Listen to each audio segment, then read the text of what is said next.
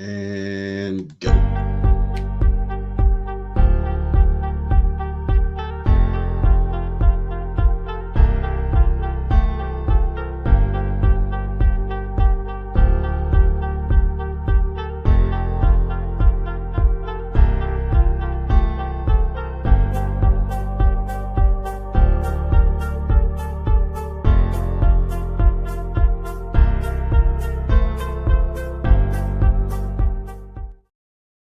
Man, let me tell y'all something. After two long and hard victories, courtesy of my Georgia Bulldogs, man, I don't know how much more I can handle, man. It's been a good night thus far, man. College football, I hate it has to come to an end, but it's a good ending, man. Hell of a game. 2 overtime victories in a row for the Georgia Bulldogs, man. Look, I gotta say, man, it's been a good weekend, man. But on that note, hey, welcome to the Undisputed GOAT podcast, broadcasting live from the greatest city in America, Columbus, Georgia. Shout out. Y'all doing a hell of a job tonight. And look, it's an exciting night, man. I got the big three here with me, man. How y'all doing today, man? How y'all doing today? Bro, man, it's been a good night. It's been a good night so far, man. It's been a good night. You shout out to 706 in Columbus. I'm shout out to 706 down here in Madison, Georgia. You know, it's been a good night, man. Two SEC titles in 3 years. Shout out to Kirby Smart, already making his claim as the greatest coach in the history of the University of Georgia. Oh no, the sacrilege! The sacrilege is coming in. But but honestly though, it's great to be back on here with my brothers Flash and Champ, and I'm ready to have some fun doing what we do best. So shout out to you two fine gentlemen. Yes, indeed. What's up, everybody?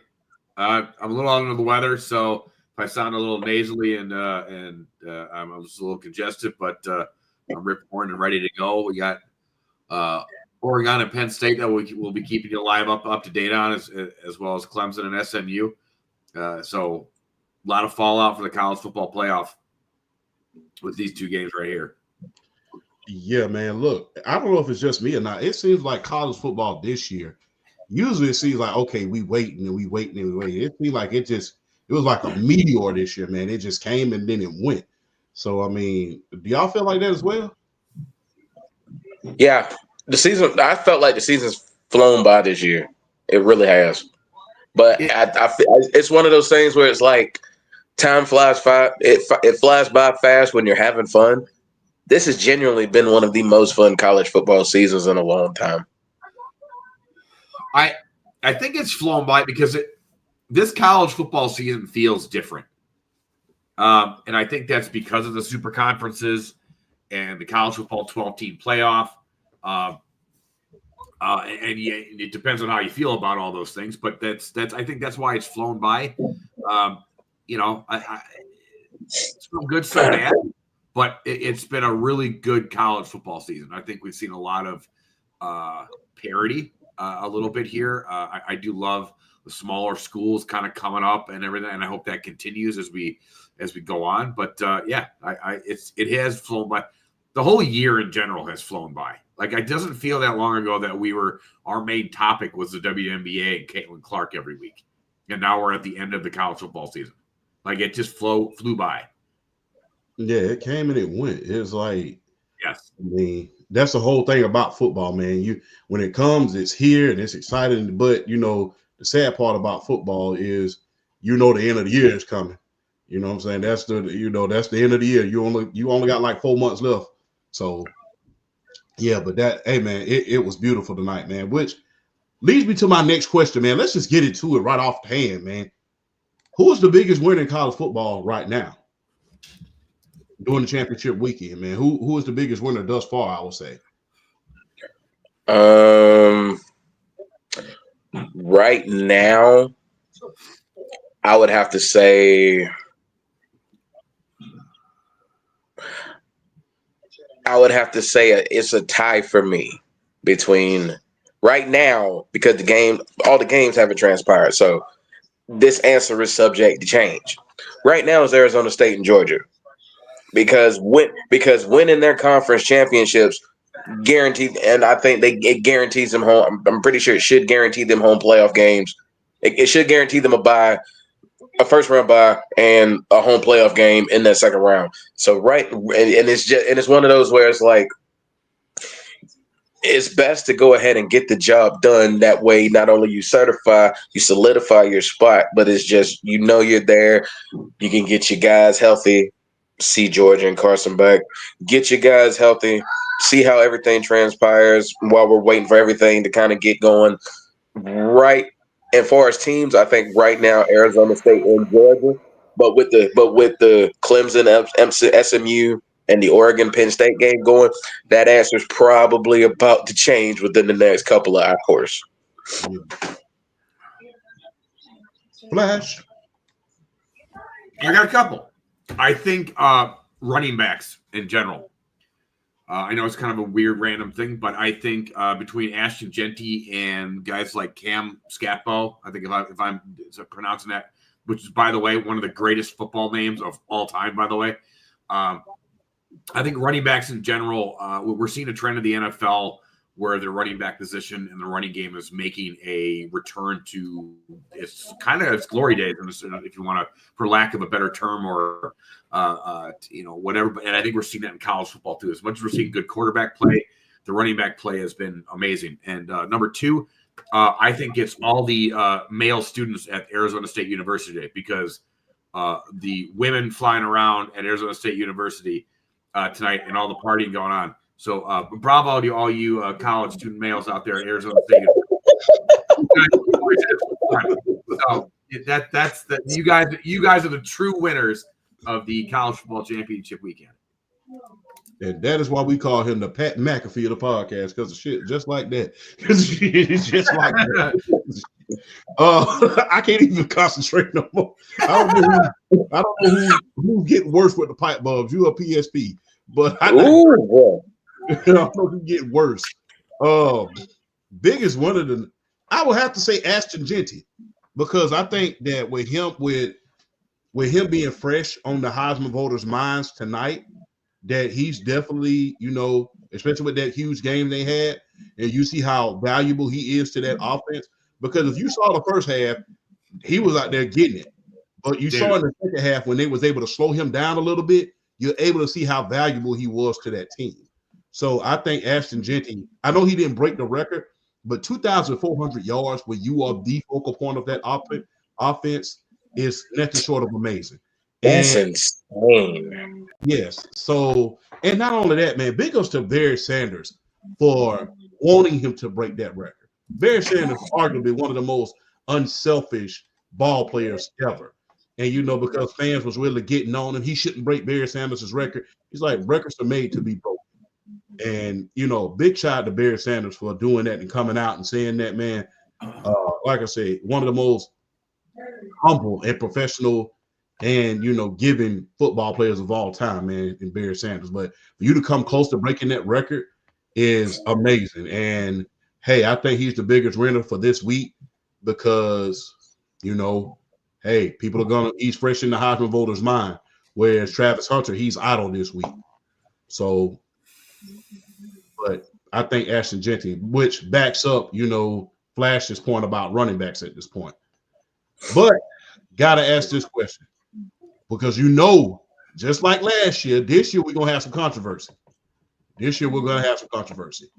Which teams deserves to get in but won't? I'll let you lead and I'll rebut BRF, because we were getting into this right before we went online or on air. I don't give a crap about SEC schedules, who you play, who you don't play. I don't care. 9-3 should not get you in. I don't give a crap who you played. 9-3 should not get you in. And you have two of the worst losses in college football this year. You broke a 23-game losing streak to the Vanderbilt Commodores against top 5 teams. And you lost 24-3 to an Oklahoma squad who had lost 4 of their last 6 games going into that. 2 of the worst losses of the year.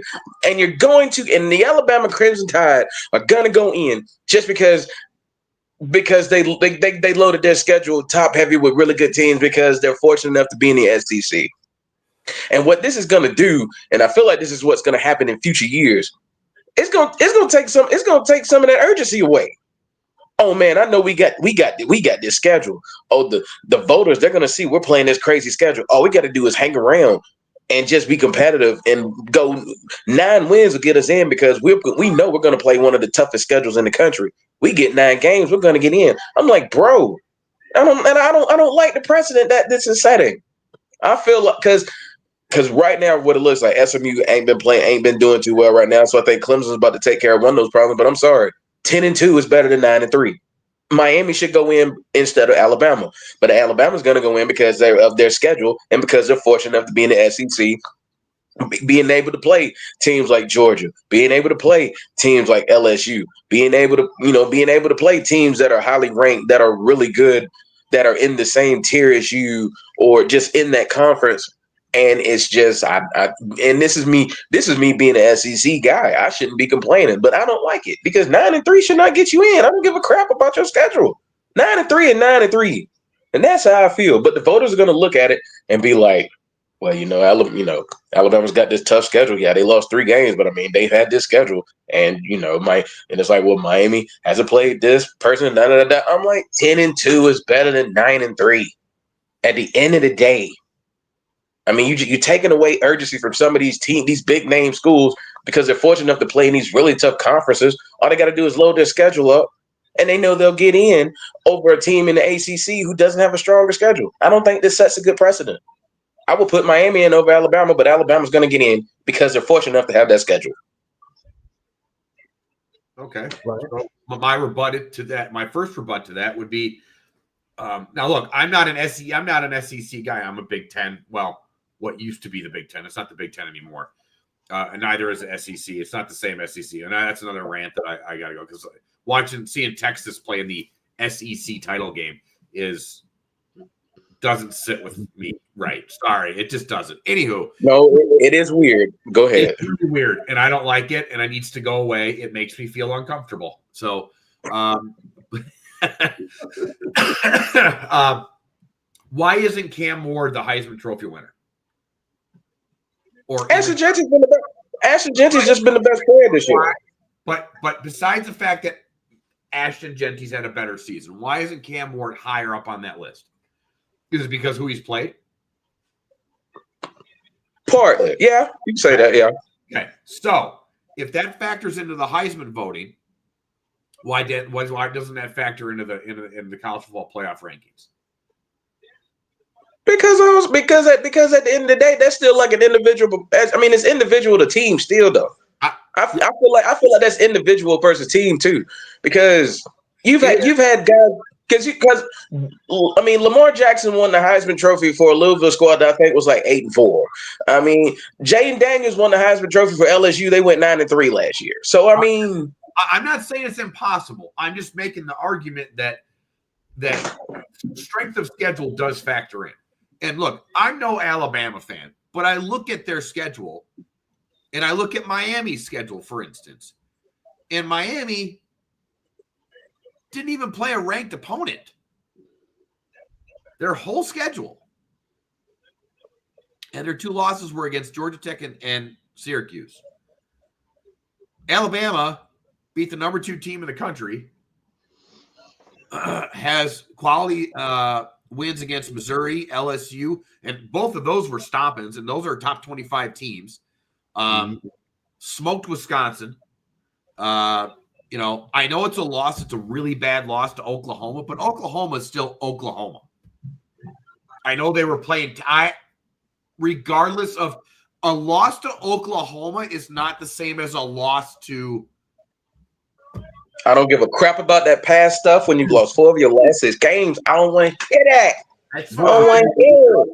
The thing is, if I can get that real quick, I think the Flash's point is this. One of those losses that the University of Miami suffered was to Georgia Tech. Look what they just did to Georgia last week. I know. That's why that's the thing. So that's the thing. One of those losses was to Georgia Tech. So that loss looks infinity better with the way Georgia Tech played against Georgia last week compared to Vanderbilt and Oklahoma. And you're right. And Alabama beat Georgia. They beat us. They beat us like we stole something. Yes, bro. They almost blew the game. It took a touchdown to beat us at the end. And they still beat us. Still beat us. I get it. But I get it. A win is a win. A win is a win. I get it. They should have lost, but a win is a win. I get it. They're gonna hold that win. My bad, Flash. No, you're good. They're gonna hold that win in high regard because not only have but you got to understand how the committee works. They're gonna hold that Georgia win in high regard over any win that the University of Miami has. Why? We beat Tennessee. We beat Texas twice. And we're in the SEC championship. And we just won the SEC championship. So a team who won your conference and you blew them out at the beginning of the game, granted they almost came back, but in the great words of Brandy, everybody knows almost doesn't count. They're going to hold that win in high regard over any other team that the University of Miami has beaten. Even Georgia Tech, who took us to 8 overtimes. Well, here's the other thing, too. If it causes these major conference teams to make harder schedules, I am all for that. I am not against that at all. I want better quality football games week to week. And honestly, it should force SMU and smaller teams to make harder schedules. They're out of conference games. Well, the thing is, this year, I'm going to just be real. This year, the reason why so many upsets have been happening, and I don't think people have acknowledged this, conferences have been literally eating each other. They've literally been eating each other. The SEC, no pun intended, they ate each other alive in their conference game. The only team that really came out unscathed was nobody. I mean, the only team that came out unscathed was nobody. Texas got 2 losses. Georgia got 2 losses. Alabama got 3 losses. Tennessee got 2 losses. Ole Miss got 3 losses. So nobody came out alive in that conference. Even in the Big Ten, the only team that came out unscathed this year was University of Oregon. So this year in the in-conference game, nobody came out clean because conferences were literally eating each other. This is why I'm against the super conferences. This is exactly why. Hear me out. So I like the fact that they play each other more. I like the fact that teams are playing each other more. But now this is the problem that we get in these super conferences right now because we're having this argument about between Miami and their conference and how terrible it is versus the SEC. And this is, as much as the parity is starting to happen, these super conference also causes issues. To BRF's point, because of the team stacking, teams like Miami, Georgia Tech, when they eventually have a good team, or Florida State or whoever will have great teams, or SMU, that problem is still going to be there. So this is the first part is why I hate the super conferences. I don't like the super conferences at all. I'm actually more for just like having it free reign and having no conferences at all. If we're going to do this, because this isn't the Big Ten anymore. The fact of, Oregon was in the Big Ten championship today. That makes me feel uncomfortable too. Like, I'm sorry. It's just Oregon is not a Big Ten team. Go away. Like, if we're just going to do this, we should get away with the conferences and let the universities make their own schedules. Then a 10-2 team would get into the playoff over a 9-3 team. And then you would just have the top 3, whatever, or the top 12 teams. And then you could figure out the rankings if you had to, obviously, if there were ties and stuff like that. But this is why I don't like this. To BR's point, that's the part that I don't like about the super conferences. Yeah, and real quick, it's just going to set a precedent because now teams know if I'm stacking all these teams on the same schedule, now I know I don't have to win them all, and I still made the playoffs because the voters are going to look at that more. I don't like it. It sets a bad precedent. I think your thought is right, but I think your argument is wrong. I think your thought is kind of on what I'm saying is like the super conferences causes this problem, but it also gives us better week in and week out college football.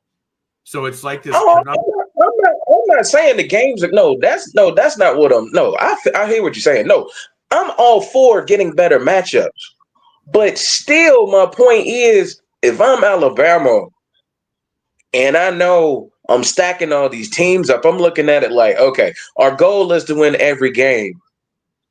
But hey, if we have a couple of slip ups, they're still we still there. All we got to do is win the rest of our games. Well, we knew with this 12-team playoff that the regular season in college football wasn't going to mean as much. That was going to be a thing. We discussed it on one of the shows. Sorry, 3 weeks ago. Yeah, just a few weeks ago on our show that it doesn't matter as much. Again, this is the thing that I've always said, in general in life, but when you make rule changes, there are no solutions. There's only trade-offs. So if you do one thing, there's something else is going to be sacrificed or make it. So it's, there are some good things about having these super conferences, but there are also bad things. I just don't know. To me, I don't know how you fix that, because with the teams that are in these super conferences, we get better quality football each week in and week out, which is one of the complaints that we had before, is they would just stay in the smaller, the SEC would play their conference games, and that was only however many weeks out of the season, but then they do, cupcakes the rest of the year. And so so it's like, what are you willing to live with? The thing that I would do, I would just get rid of the conferences in general. The problem is there's way too much money in that. They're never going to do that.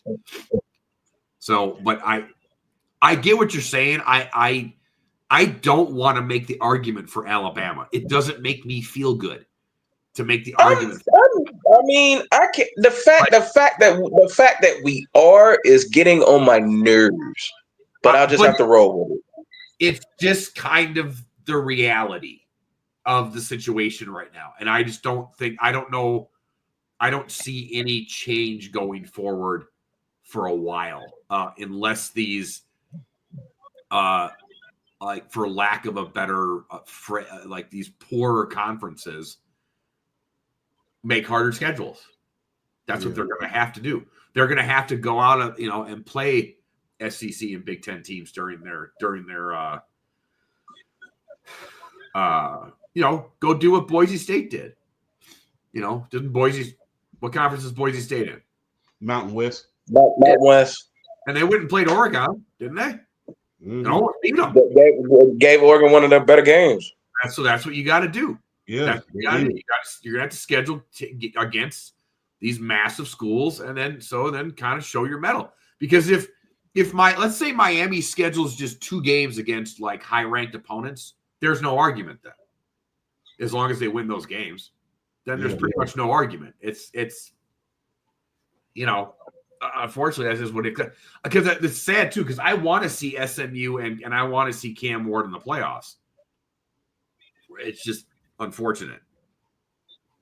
Yes, it is, because hey, you got to think about this. Hey, you got to give this a long thought.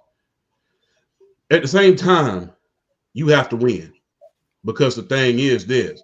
That is why they tell you cannot leave it in the officials' hand, or in this case, the committee.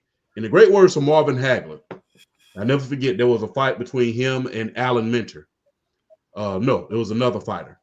And the judge did not give him the decisions, although he clearly won the fight. And you know what he said? From now on, these will be my judges. And that's the thing. Miami had not once, but twice in order to submit their legacy and punch their ticket to the ACC championship. And even if they probably would have lost today, they probably would have, came in unscathed and, made it to the college football playoff. But since you lost to 2 unranked teams, and you haven't been playing any ranked teams all year, and to be honest with you, every game that they've played, unlike with Alabama, these games have been heart attack games every single week. They've been heart attack games. I've been watching them. They've been heart attack games. It's just like they've been putting up enough offense just to make it's like, okay, that was a close one. You're lucky to make it out of that. It's like every single week.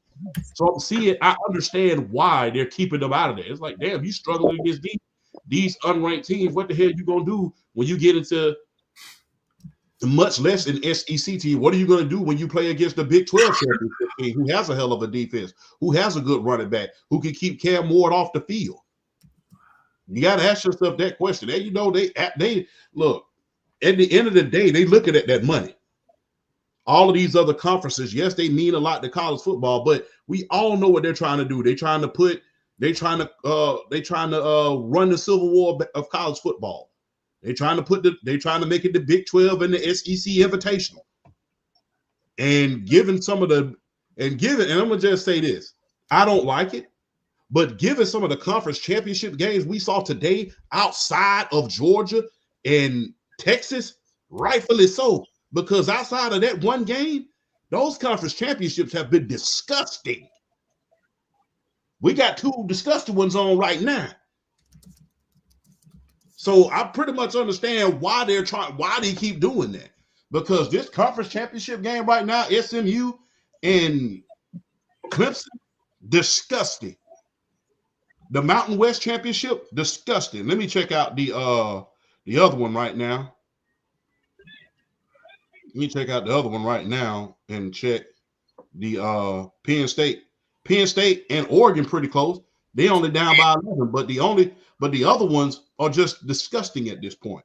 So, you know, if you factor all of that in, the average margin of victory for each and every last one of these conference championship games outside of Georgia and Texas, the average margin of victory is 21 points thus far. And I'm kind of keeping an eye on right now, like the SMU Clemson game.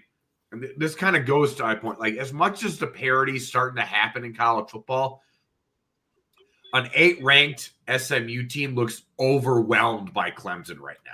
Yeah. Like, they just look – it looks like the varsity versus the JV. That's what the feel right now. Now, don't get me wrong. Maybe SMU makes a game at this at some point, but it's 24-7 right now with 5 minutes left in the second quarter. Like, maybe they can get this rolling. But, like – they look overwhelmed. Clemson's defense is just swarming them right now. So it's gonna get interesting in a hurry. It's gonna get interesting in a hurry. And quite frankly, I can't wait to see it. But you know, moving on, hey, moving on. Hey, after last night's game in the Mountain West, it's Ashton Jeanty, the undisputed Heisman at this point. Yep. No. Yes. Ooh. Yes. I still think Travis Hunter has a claim to it. He's my. I get where you coming from. Nah. If we're going, nah. He's got 92. Go ahead. He's got 92 receptions, 1,100 yards, and 14 touchdowns. Not to mention 1 rushing touchdown. And on defense, he's got 31 total tackles, 20 solo, 1 forced fumble, 4 interceptions. Like, we haven't seen that kind of stuff since Charles Woodson. We've seen massive running backs do great things. It's something that is, and now maybe I'm going to be a little biased in this because he was my pick at the beginning of the year for it to be the Heisman winner. But we've seen running backs do great things. We've seen guys. I mean, I'm from Wisconsin. We get a awesome running back every year, pretty much up here. So yes, like seeing great running backs is not like out of the realm of special. It's not a special thing in college football. This is not saying that Ashton Jeanty is not a special player, but seeing what Travis Hunter did this year, we don't see every year. In fact, we only see kind of once in a generation type thing. Yeah, that's why I made the argument that Travis Hunter at the beginning of the year was not even the best or that he was actually the best football player on Colorado, not Shedeur Sanders, and why he was should win the Heisman Trophy this year. We haven't seen stuff like this since Charles Woodson. Oh, give Champ Bailey a lot of credit as well. I'm sorry? Give Champ Bailey a lot of credit as well. I think people forget about him when they talk about playing both ways. So give a lot of credit to Champ Bailey as well. But if I could piggyback real quick, BRF, Uh, I think Ashton Genty won it because he's fresh in the Heisman voters' minds. You get a 200-yard game versus, your opponents being idle at this point. That's fresh in their mind. Had Colorado been playing in a conference championship today against Arizona State, then I think their argument with Travis Hunter or either Shedeur Sanders' argument would be better. Now, one person I don't think people are paying attention to at this point, Dylan Gabriel's having a hell of a game. So it's going to be interesting to see if he gets put into that conversation as well after Penn State, depending on how badly they beat him at this point. But I think that Ashton Genty, because he's so fresh in the voters' minds at this point, I think that he's won it. He's winning it at this point. Like I said, recency bias, as much as we hate it, it rules at times. It does. Because the thing is, if I'm fresh in your mind all the time, if I'm constantly on your mind and I'm looking at you right now, it kind of is like it leads to that point of out of sight, out of mind. And with him having a 200-yard game last night in his conference championship and stamping their ticket to the college football playoff, whereas Shedeur Sanders and Travis Hunter being idle and they're in a bowl game, no telling what kind of bowl game they're going to be in, but they're in a bowl game. It's like, okay. But BRF, go ahead, man. Sorry about that. I mean, you kind of just made my point as far as why I think Ashton Genty locked it up last night. I mean, if we're gonna bring up the idea as far as like strength of schedule and who you play and all that stuff is how it factors in as far as like the Heisman, Ashton Genty ran for almost 2,500 yards, almost scored 30 touchdowns for a conference champion college football playoff team. You know what the offense is. You know the offense is running through him, and you still could not stop it to the tune of 2,457 yards. Yep. You know what it is. You know what they're gonna do. And this boy's still having games of 200+ yards. You know what they're gonna do, and you still can't stop it. And it's like I said, it's the biggest thing is, yes, he's fresh on everybody's mind, but it's still from the standpoint of he is the Mountain West champion. He's all but guaranteed a spot in the college football playoff, and putting up those type of numbers, being the focal point of an offense when you know what it's going to be and you still can't stop it. And now don't get me wrong, Travis Hunter is still a rare breed. Don't get me wrong. We don't see what he does that often, say as I guess if you want to say the dominant running back. But we haven't seen dominance from the running back position like this when you know what the offense is and you still can't stop it. We haven't seen this in a while. That's why I think he locked it up. That's why I think he locked it up last night. He locked it up for me last night. I mean, in the biggest game in one of your biggest games of the year, to still be able to put out that performance, knowing the defense is keying in on you, and they know, and you know they're not going to be able to stop you. I just think that speaks volumes for how good of a running back he is. And that just speaks volumes for the kind of year that he has. So yeah, I think he's undisputed. I think he locked it up last night. I think he locked it up. Okay.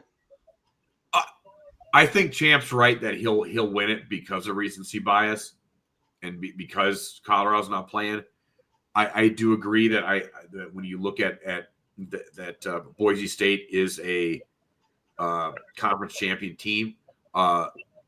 They played the number one team in the country really close, and that was one of Ashton Genty's best games, actually. I know that I'm making the argument against my guy right now, but to a certain extent. But I think I can bring up the top running back seasons of all time yardage wise, and 1, 2, 3, 4, 5, 6 out of the top 10 have been in the 2010s and the 2020s. So I look at what Travis Hunter's done, and to the point of that's a generational thing. And I think that just trumps what Genty has done. And I'm not trying to minimize what Genty's done. I just don't think that we see somebody like Travis Hunter very often. We see guys like him, like a Woodson, Deion Sanders, Champ Bailey, and that's that's kind of it. You know, that's it. And so that's like that covers basically the last 40 years. And so I'm just kind of like, well, as much as I like Ashton Genty and he's got that kind of aura about him, I just think when you see something generational, I have to give that to when not the opportunity to give that kid a Heisman Trophy winner. A Heisman Trophy is too much to pass up. Let me ask you something, and I'm gonna put you on the spot here. Me? Yeah, of course. Okay. You're Pat McAfee of the show, so I got to put you on the spot. Does him being one of the few defensive players to ever be in contention in the last few years for the Heisman, does that have anything to do with you wanting him to win? No, I think me making the prediction at the end of the year is maybe like painting my bias a little bit. Yeah.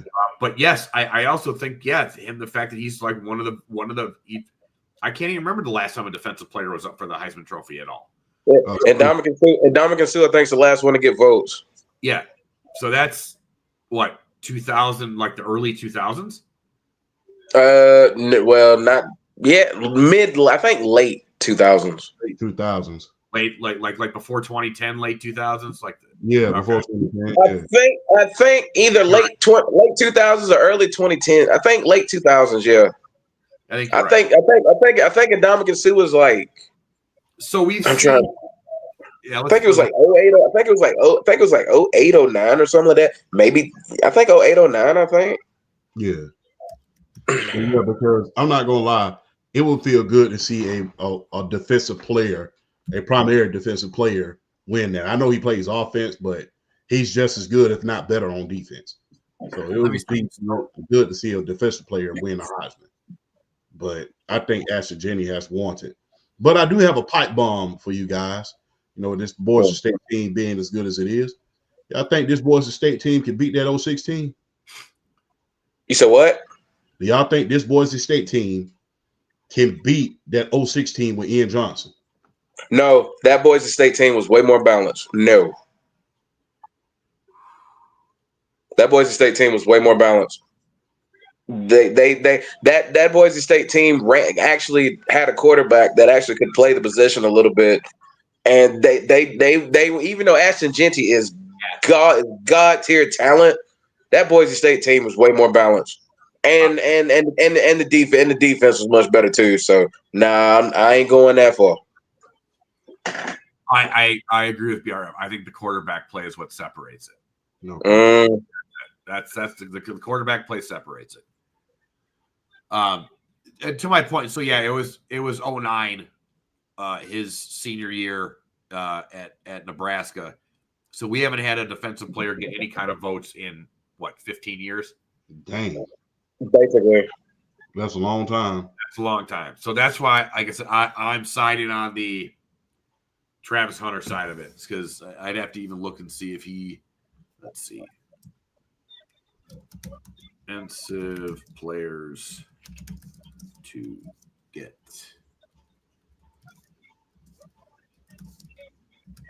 votes. So, but yeah, I've been watching NXT Deadline. Man, this Women's Iron Survivor match, they cooked the whole meal with this one, man. That's the only thing I don't have up my screen. I just have the two games up on my computer. The Women's Iron Survivor main event of the show, and they killed it. They deserved the spot. Yeah, I know TikTok about to be banned, but Lemonade is finna go. So, not yet. It's still gotta. If the Supreme Court agrees to hear the case, it might be okay. I think they will, to be honest with you.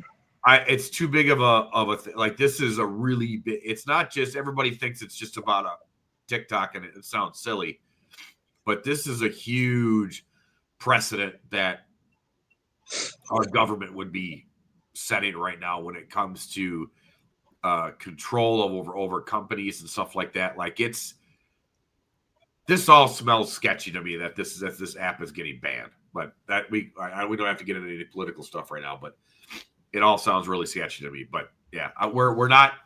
It's not dead yet. Yeah. Hey, collectively between all three of us, 30,000 followers. So I mean, hey, collectively between all three of us. So I would hate to see it die, but hey, if it does, we'll see you right here every single week. But I gotta put y'all on the spot again. Too early predictions. Too early. Too early. Way too early. Who is gonna be? Oh my gosh. I don't know because I have a sneaky suspicion that the Final Four is gonna be like when we get to the Final Four teams you see, you're gonna be like, huh? Like I don't think it's gonna be the usual. I don't think it's gonna be like your usual like powerhouses. I think somebody's gonna sneak. I think somebody's gonna sneak up. Like I'll make a prediction. I'll make a bold prediction here. There will be one Final Four team that plays the opening weekend of the playoffs. And what I mean by that, and this is what I mean by that, like one of the road teams. Like I'll say this, I'll go from seeding.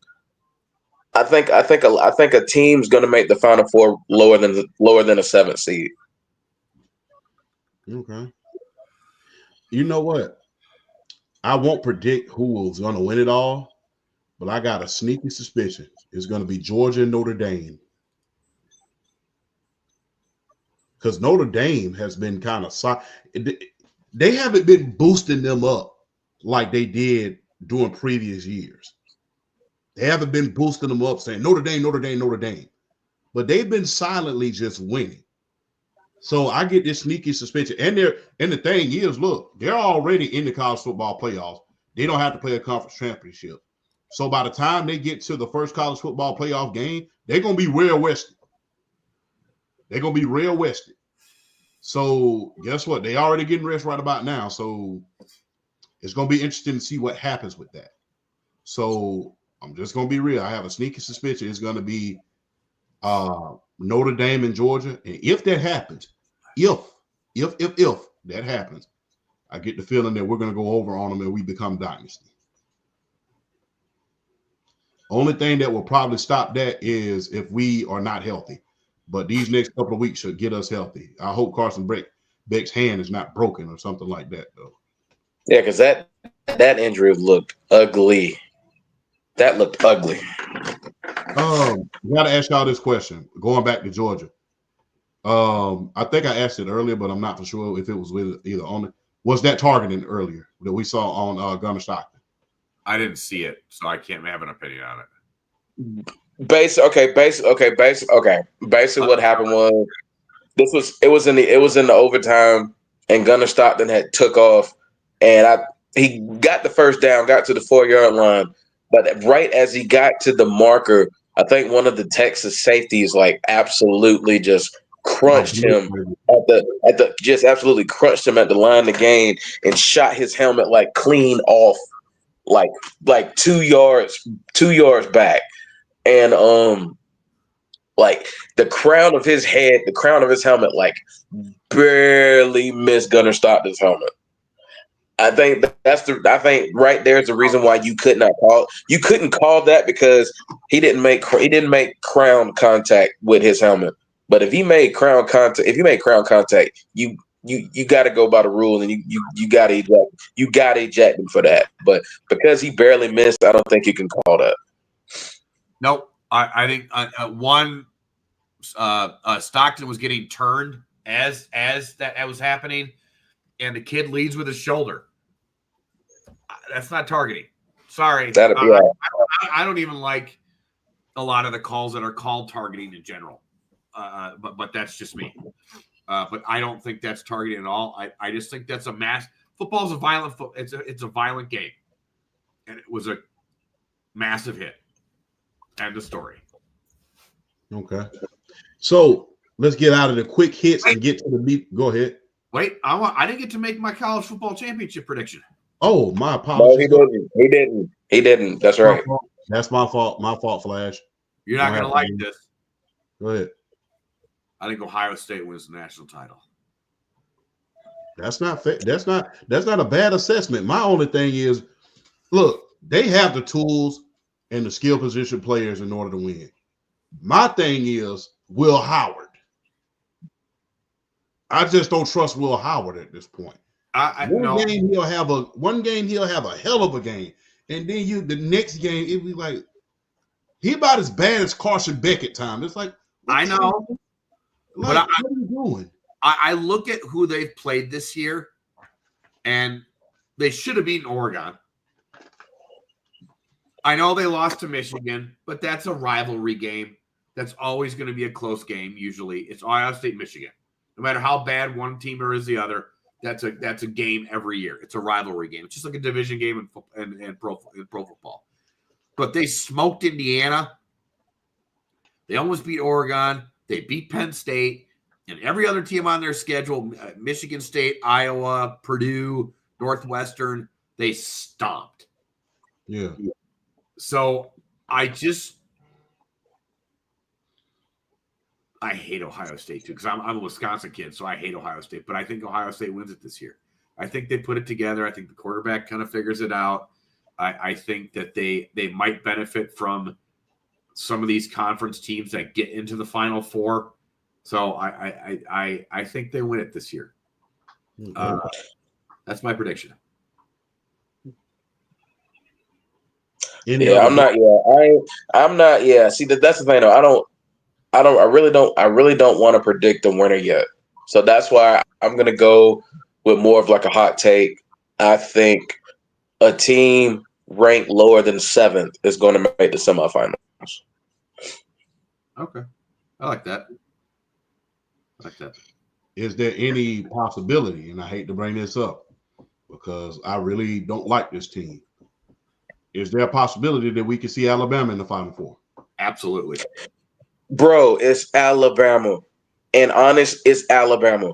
Alabama as an 11 or a 12 seed is probably the scariest team in the entire playoff because it's Alabama. Let me check the rankings real quick because I got another hot take, but I want to make sure I know what I'm talking about because I don't like putting out false information. Y'all know me like that. So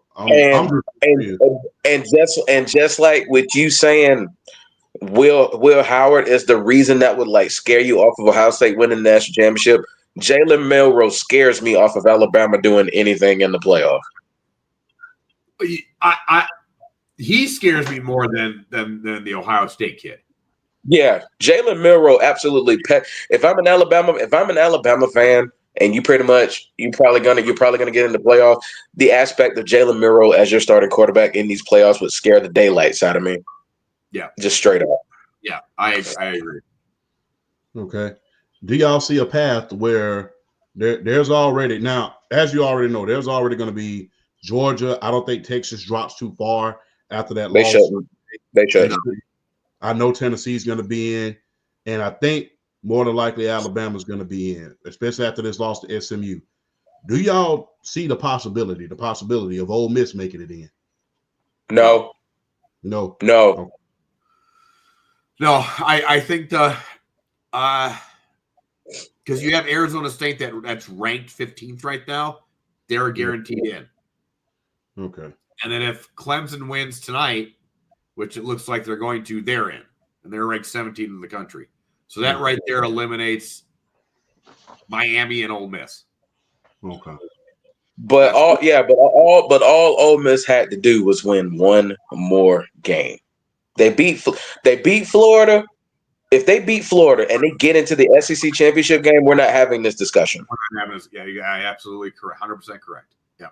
We're not having this talk. And it is halftime, and Clemson is up on SMU 24-7. Another game break. Penn State mounting a comeback. It is 24-28. Hell of a game, man. I must say, man. Hell of a way to fight back. You said it's 28-24 Oregon now? Yeah. Oh, I'm finna go to that. I'm finna view this. I'm finna watch this. Oh yeah. Yeah, if you're on the Clemson game, I would switch over to Penn State and Oregon. I finished watching the deadline, PLE, which was a great PLE. What I saw. So yeah, I'm going straight to Penn State, Oregon. Yeah. Jada Parker was on there, right? Lola. All right. I'll do a quick review real quick of the NXT Deadline Show. Real quick review. Men's Iron Survivor match. It was yeah. Go ahead, and I'll tell you when you come out. You can tell me right back. Yeah, I'll wait on you. No, go ahead. No, I'm just okay. You can hear me? Yeah, I can hear you. Okay, as long as you can hear me. Okay, the men's NXT Iron Survivor match was Nathan. Let's see, it was Nathan Frazier, Javon Evans, Wesley, Ethan Page. The fifth guy was supposed to be Eddie Thorpe. He was taken out on NXT, replaced by the winner, Oba Femi. Oh. Oba Femi came back and won the Iron Survivor tonight. Let's see what else. Nathan Frazier did double duty because him and Axiom defended the NXT Tag Team titles against No Quarter Cash Club, Randy Orton's son Miles Bourne, and Tavion Heights. Nathan Frazier, Axiom retained. Lola Vice beat Jada Parker in NXT Underground. Which I figured that was gonna happen. They're gonna get it. I figured they were gonna do a trilogy with those two, so I figured that was coming. Trick Williams retained the NXT title against Ridge Holland, and women's Iron Survivor Julia Stephanie Vacour, Zaria, Ren Sinclair, so Ruka. Julia won. Julia got that title shot. Hey, not only are these guys some of the greatest sports minds that you ever want to see, these are some of the greatest wrestling minds you want to be. These two guys, football is my forte, but these guys between these two, they've forgotten more than I ever learned about wrestling. So you ever want some good wrestling content, you got to go to these two guys right here, Flash and BRF, man, because these guys are wrestling savants. So big up to these talented young men that I have the privilege, the pleasure, and the honor of hosting this show with, man, because they know their wrestling. Like I said, they probably forgot more than I ever learned about wrestling, because when football season gets here, I depend on them to give me news about wrestling because I'm more focused on football. So, and also, quick shout out to the Sport for You podcast. John and Trell were doing a watch along for NXT Deadline. I popped in there for. I didn't go on the live, but I went to the live chat for a few minutes before I came over here. So shout out to them two brothers always doing the thing, and also the big homie Nick Freeze as well. So shout out to them three brothers. Yes, indeed, the best in the West. So now that we didn't hit the quick hits, let's get to the meat and potatoes of it. Let's go from college to the NFL. Now, we had a long talk about this last night on our big homie, the Sports PSP podcast. Big ups to Sports PSP, almost at 40,000 subscribers on YouTube. Yes, sir. But I got to ask this question now that we got the third member of the big three here. Damn, it's 31-24. But now that I have to ask this question. Who is the NFL MVP? Who's the true NFL MVP? Is it Allen, Lamar, Saquon? Flash, you have the floor. I think it's Saquon Barkley at this point. I think he has been. Look, we heard at the beginning of the year how much turmoil was going on in the Eagles locker room, and how, as much as they were winning. What's the coach's name? Nick Sirianni. Thank you. Sirianni needed to be fired. He needed to go, and there's no control. And they're literally the number 2 seed, and probably have one of the best running games we've seen in a while. Having Saquon. Okay, has I found this on the web. For I need to be fired. He had to go, and it has no control. Sorry, that was my computer for some reason.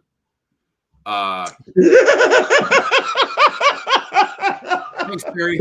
Appreciate that. Well, you should. You ain't on the hub. You should ain't on the hub right there. You stop that. Y'all quit that. I was playing music. I don't know what the heck's going on in my room. What the heck is going on here? Okay. All right. We got an on-air blooper on the Undisputed GOAT Sports Podcast. Watch. Okay. We got a Box. This is unscripted, ladies and gentlemen. Anywho, Saquon's acquisition for the Eagles has made Jalen Hurts' life 1,000 times easier. He's made losing Jason Kelce basically irrelevant. One of the greatest centers of all time, basically irrelevant because everybody thought they were going to have problems. They haven't. I think it's a two-man race. I know me and BRF disagree on this. I think it's between Allen and Saquon right now. I think Lamar is. I don't think he's out of it, but I think he's fallen back into the pack. So right now, I think the true MVP right now, as we speak, is Saquon Barkley. Now that could change, but I think. Let's see. I think the Buffalo Bills play the Kansas City Chiefs. They've already beaten them. No, they already beat them. They got to play the Detroit Lions. They got Detroit. That's right. You're right. Yeah, they won in the gauntlet. That's the one. Yep. They got the Rams. They got Detroit. The next 2 weeks, so it could change. Allen's having. I think even though Allen statistically isn't having the greatest season ever, I think the fact that everybody thought he was going to drop off because of the wide receiver turnaround, and there's still There's still the 2 seed behind the Chiefs, and all the Chiefs have to do is lose a game, and they're the number 1 seed. Facts. And Lamar right now losing to Pittsburgh was huge, and he hasn't played. Champ was saying this on the PSP podcast, I think, last night.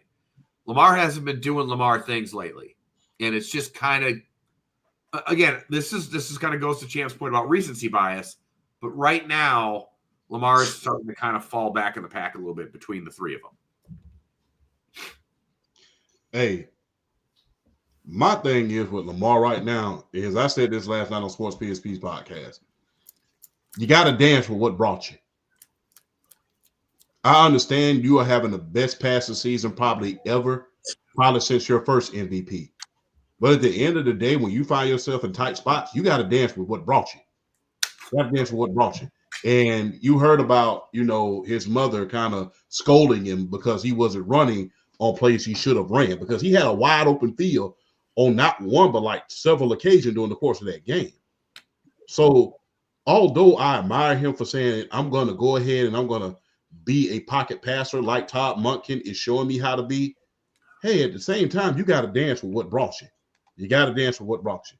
Yes, and at the end of the day, you not dancing with what brought you is kind of like what's hurting you at this point in time. Now, statistically, it's not hurting you, but on that field, as far as your record, that's why you're taking a step back. I also think that we're sorry. I also think that we're kind of forgetting, besides the Mahomes thing, there is Lamar good enough in big games? There is that thing that's still there, and that's why the game against Pittsburgh, I said a couple weeks ago, was a must win. It's just so like, no, this is our division. This is what we do. What's up, Jonathan? This is what we do. This is our division now, and he needs to establish that this is not just his division, but his league. And he just didn't do that. So I right now, I just think he's number 3, and I got to see a little bit more. They have the Giants this week, which is a pretty much that's a cupcake, but they got Pittsburgh at home again in 2 weeks. That's a huge game. And then they got the Texans and the Browns to end the season. And you better beat Pittsburgh. Hey, Baltimore, man, go ahead and call up Angel Reese, bro. Make sure she come to the game. Every time Angel Reese show up to the game, y'all blow somebody out. So go ahead and give Angel Reese a call, have her sit up in the box. So no, I'm just saying, every game she's been to, the home team have blown them out. So every time she showed up to Baltimore's game, they've blown somebody out. So call her up, say, hey, go ahead, sit up in the box, bring her some good luck, you know. Hey. You risk. I'm just saying, man. I mean, get them Reese's Pieces at the game and have a good time. Yeah. So go ahead. But BRF, who's the MVP, bro? Damn, I don't know what I'm gonna do with you two, bro. I just don't. I don't. But yes, while I agree that Lamar is in third place in this running right now, I am on the other side of it. I think it's Josh Allen who's the league MVP right now. Ooh. For a lot of the reasons that y'all stated. Josh Allen right now is the league MVP from the standpoint of we thought he was going to fall off. Not more so as far as Gabe Davis, but losing Stephon Diggs. And we thought he was going to fall off. I mean, his wide receiver core for the most part this year has been Khalil Shakir and Keon Coleman, and they did acquire Amari Cooper, at the trade deadline. But even still, like Josh Allen has literally had this team on the backpack and has been pretty much carrying the load. Now, granted, you got James Cook, who's still a hell of a back. The defense has kind of overachieved this year. But for me, it's Josh Allen because when you're looking at it from the standpoint of most valuable and the definition of valuable, for me, it's Josh Allen because where would the Buffalo Bills be if Josh Allen was not their starting quarterback? At least with the Philadelphia Eagles and the Baltimore Ravens, you take their stars away. With the talent around, they could compete a heck of a lot better than the Buffalo Bills would be competing if they didn't have Josh Allen. That's why, for me, Josh Allen right now is the NFL most valuable player. And he's not putting up these ain't 2023 Josh Allen numbers by any stretch of the means. But, I mean, the turnovers are considerably down. And you just see it. I feel like the play that really kind of put him in the lead for this was that touchdown run against Kansas City.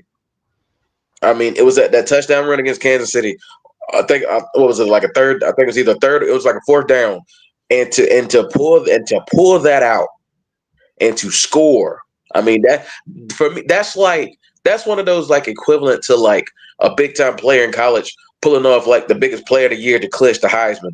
That's what that play kind of symbolizes for me with Josh Allen, as far as like putting him in the lead for the MVP race right now, and just the way he's just been able to operate with this offense, not having nowhere near the skill position talent that Lamar Jackson has in Baltimore or the surrounding cast that Saquon Barkley has in Philly, and to still have Buffalo 10-2, AFC East champions. They've clinched their division.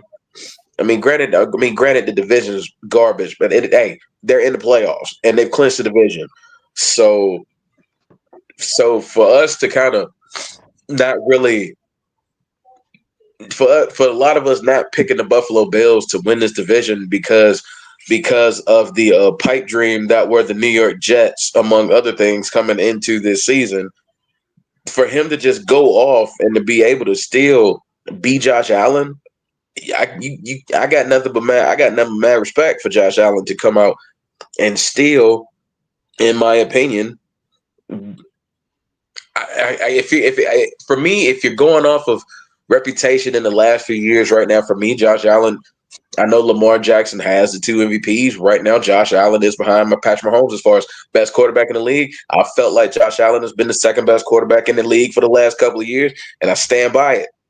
I stand by that. Some people will say Lamar. I think it's Josh Allen. I've thought it's been Josh Allen for the last couple of years, and he's continually displaying that week after week after week after week. So for me, NFL MVP is Josh Allen. You know what, sir? You changed my mind. I agree with you 100%. You're right. There's not much I can really rebut on that. Because if you wanted to bring up like the division weakness, it's not like the NFC East is cooking this year. Exactly. It's not like the NFC East is cooking with fish grease. They've been kind of trash this year too. You know what? All you, sir. That was a great argument. Yeah, absolutely, 100%. I am 100. Yeah, that was great. I have no rebuttal for that at all. That was, yeah. Bravo. Brandon from the block, by the way. What's up, Brandon? Hey, every Monday and Wednesday, man, the Throwdown, man. That show gets real nasty, man, but you got to check it out, man. Shout out to Brandon from the block. Hey, man, I don't know about y'all, but y'all notice that the salute has become part of the show? The what? The salute. Yeah, I've noticed that. The salute. I'm like, damn. Yeah. All great shows gotta have a couple of trademarks. Yeah. So why not? We throw the salute in there as one of our trademarks? Absolutely. The salute. Yeah, I like that. You know, I'm thinking that too. But I gotta ask y'all this pipe bomb. If Cam Newton, if Josh Allen was to make it to the Super Bowl, just make it, would this be the biggest carry job since Cam Newton? Easy, the biggest carry job since Cam Newton. For me, since Cam, yeah. Because you got to look at, it's hard trying to see. If Lamar Jackson had went to the Super Bowl in 2019, that one would be a hard bargain. But the fact that they didn't get far in the playoffs, it kind of disqualifies Lamar in 2019. So if Josh Allen gets to the Super Bowl with this Bills roster, I think you got to say yes. Yeah, I can't really think of one. I was going to make a snarky joke, but I can't think of one. Because even with Patrick Mahomes a couple of years ago when they won the second championship, he at least still had a kick-ass killer defense. Last year? Even the year before when he had that sorry receiving core when Juju Smith-Schuster was the number one. I thought that was last year, right? Yeah, that was last year. That was last year. Maybe it was, but it was. Was it last year? Last year. Yeah, it was last year. I guess it was last year. It was last year. But yeah, okay. I guess it was last year because I was thinking. Because the second one was because I thought it was Juju and Marquez Valdez-Scantling. That was last year. Okay, all right. Like towards the end, that's when Ray Rice. Because he at least had Rasheed Rice last year, so I don't know. Okay, he's a rookie. I know, but he was balling at least. He was a rookie at the beginning of the year. But the second half of the year going into the playoffs, he started the ball. You also got to remember, the Bills did add Amari Cooper too. That has helped out Josh Allen a lot. So I think the closest thing to a carry to it would have been Mahomes last year, besides Cam in 2015. So I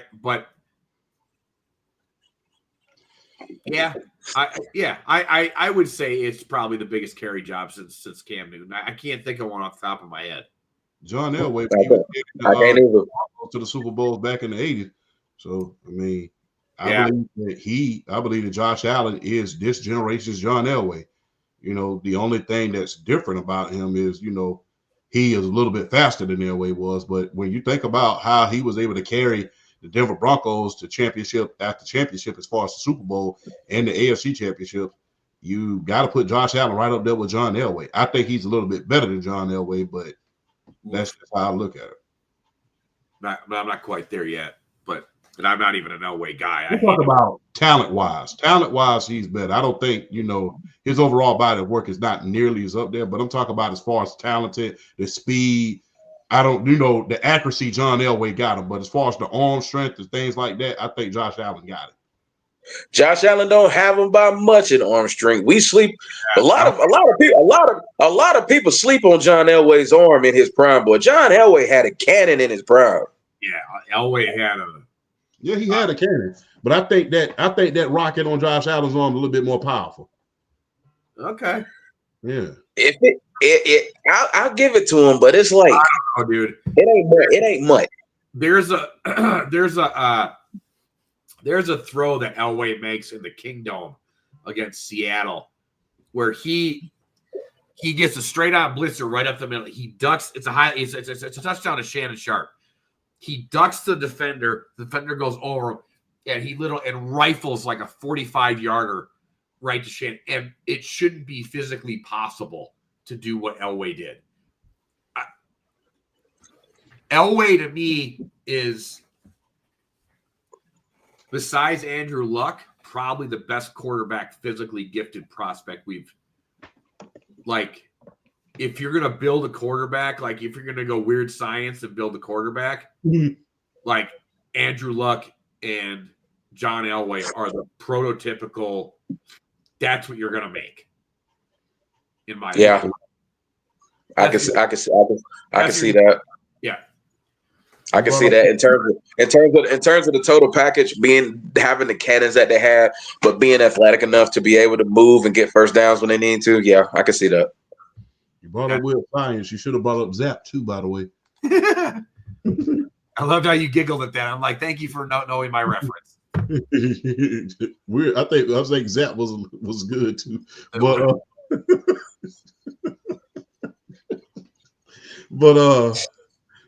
they don't know what the hell we're talking about. This movie was back in the 80s.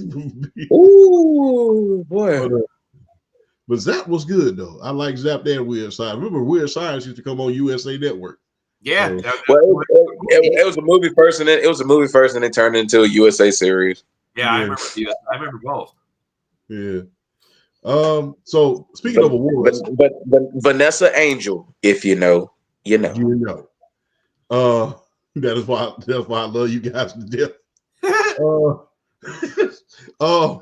Moving forward, who's rookie of the year?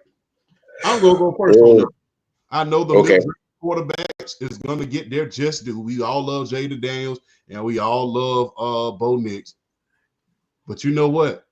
Go and say it, champ. I know you want to. Go and say it, champ. Georgia won tonight. Brock Bowers.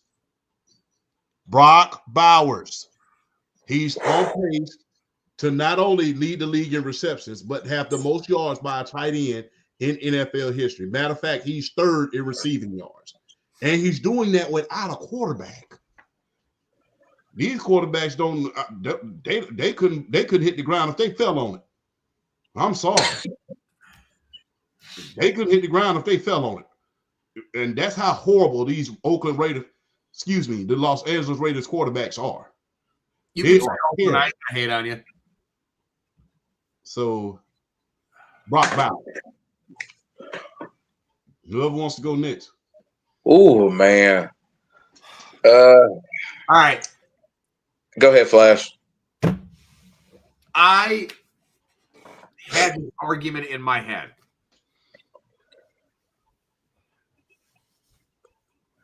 I don't know. I don't know. I looked at their stats between Bo Nix and Jaden Daniels side by side. I tried to look up quality wins. I tried to look up every stat that I could think of. And honestly, there's not a great solid argument for either one of them over the other. So I like Champ's argument.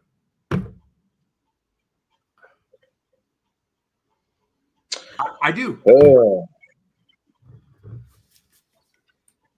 I do too, but I have a sneaky suspicion. I have a sneaky feeling that one of, if not both of those quarterbacks are going to make the playoffs. So it's going to be really hard not to give it to one or the other.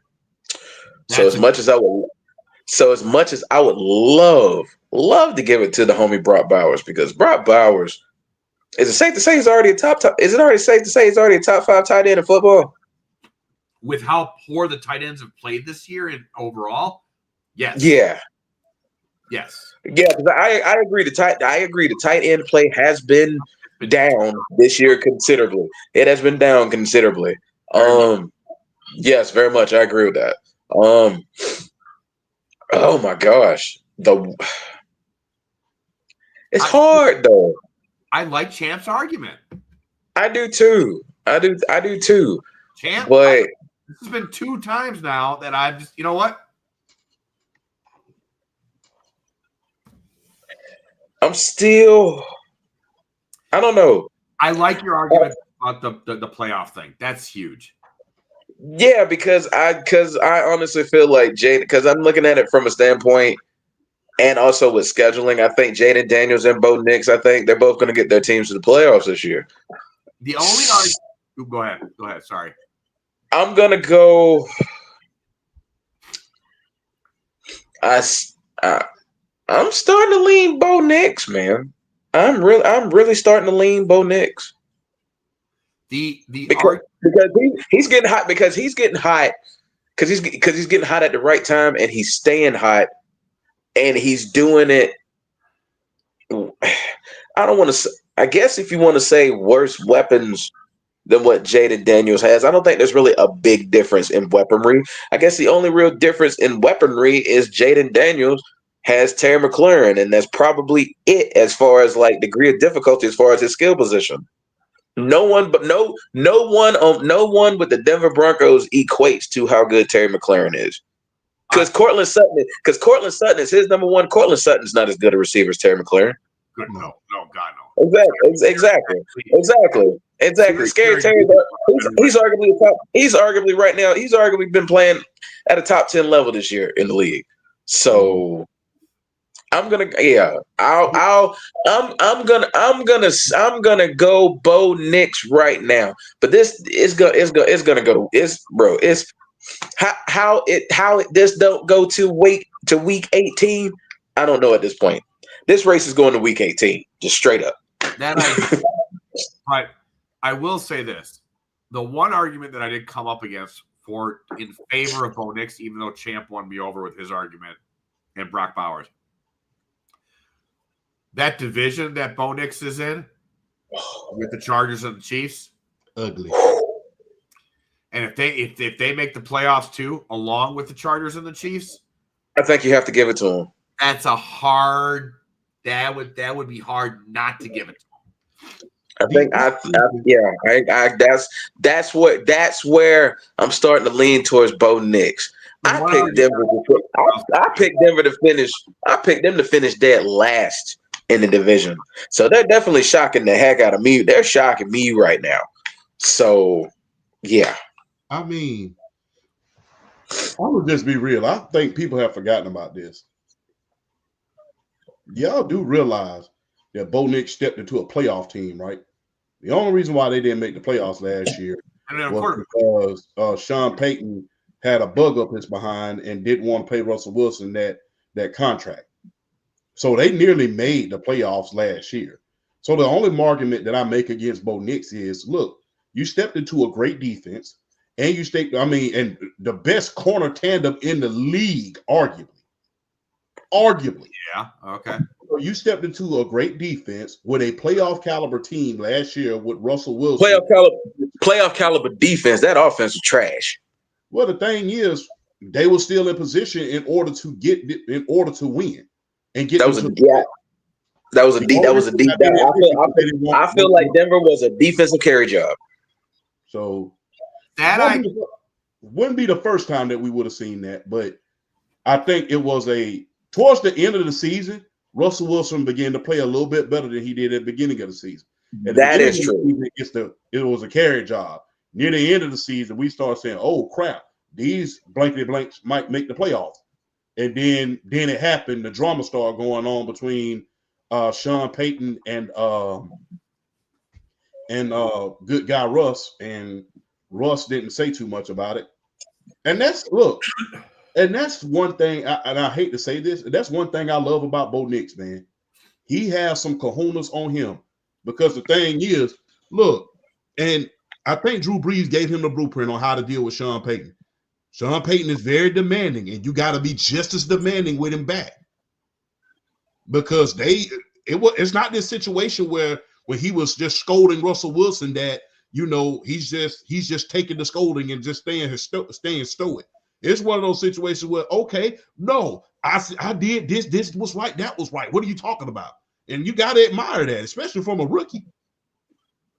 Yeah. So he is just as that's one thing I would give Bo Nix. He's not acting like, good guy Russ, although that did get Russ a new job in Pittsburgh, which he fits right now. But I'm glad he's just as demanding with Sean Payton as Sean Payton is demanding with him. It's not none of this being a politician and just being the good guy. Hell no, I'm down here doing these right. Some of these guys just can't catch. And I'm glad that Bo Nix is taking that leadership position of showing, hey, I'm not just one of these run-of-the-mill quarterbacks. I'm not going to be a politician like Russ was. I'm going to speak my mind as well. I'm going to be just as demanding, just like Drew Brees taught me. So that's one thing I will put and say Bo Nix has early on got down pack at this point. But what says you guys? No, I actually, as much as I really like Jaden Daniels, I think it's he's as hot as he was. Man, Champ, I just really like your argument with Brock Bowers. I just do. I think it's a great argument. Rookie of the year is very different than most valuable player. Agreed. So that's why I really like your argument. I also think that Jaden Daniels, I just look at that and they're going to finish second in that division still. We'll see. BRF's right. This is going to go down to week 18, but I really like your argument, Champ. And if the quarterbacks if they both just kind of fall off a little bit, not play terribly, but I also like the fact that Oakland's offense stinks. Sorry, lost. Their offense stinks, except for Brock Bowers. Everything else about that offense stinks. That whole team stinks. So, yeah, I like that. By the way, SMU is making a drive here in the beginning of the third quarter here. Yeah, looks like so is Penn State. So we're gonna keep y'all updated. We're gonna stay as long as we can with y'all, and Touchdown. We're gonna move. Touchdown SMU. Oh man, nice drive. Very good. Okay, 8-yard one for Penn State. For Penn State, yep. I'm watching. Yeah, I might go back and forth between both games as well. Because I got Hulu, but I don't think I could do like a multi view on mine. So yeah, they need to bring back picture in picture. So yeah, if I had YouTube TV, I'd be able to do a picture in picture, but I can't with Hulu. Yeah, they need to bring back picture in picture. That's one marvel of the 90s that they stripped us from. They stripped of, but they need to bring back picture in picture, because being able to watch multiple football games on the television, and everything like that was always a good thing. I never forget. Look, story time real quick.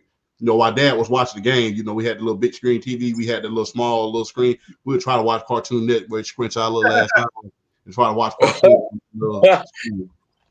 But yeah, that was cool. But bring back picture people. Everything from the 90s don't need to be obsolete. So on this segment right here, dark horse NFL teams that you predict to win it all. Flash, we all know that you had a little bit to say, so you have the floor. All right.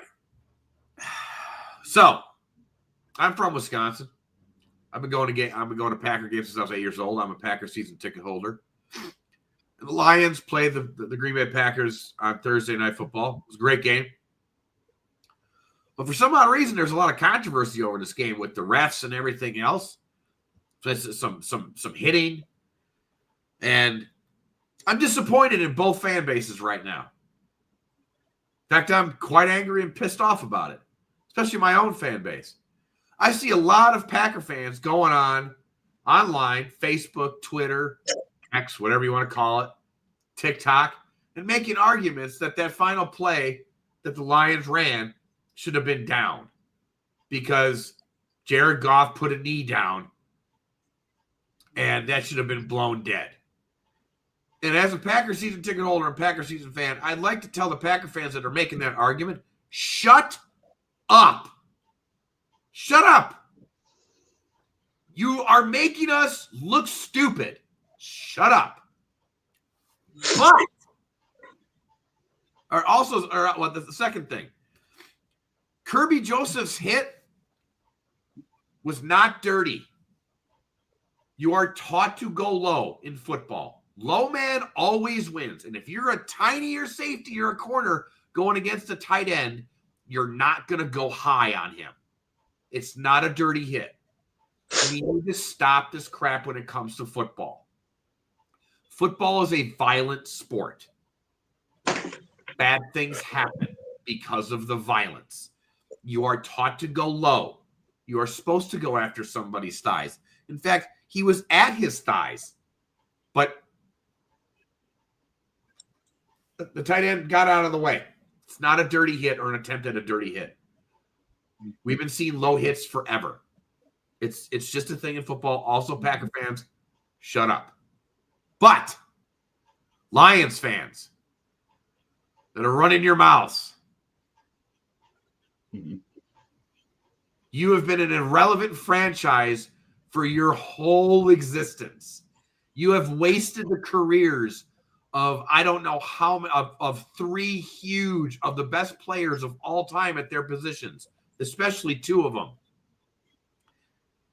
Hush your mouth. You guys getting on TikTok and Twitter and everything else saying that you guys are the best and this and that and the Packers are irrelevant and blah, blah, blah. We have been your daddy just like the Chicago Bears for the past 35 years. And until you guys actually do something, in fact, we got more Super Bowl wins than you guys have Super Bowl appearances. We have more everything than you guys have Super Bowl appearances because you're like one of the oldest teams in the league and you haven't even sniffed a Super Bowl. So calm down. You are nobodies yet.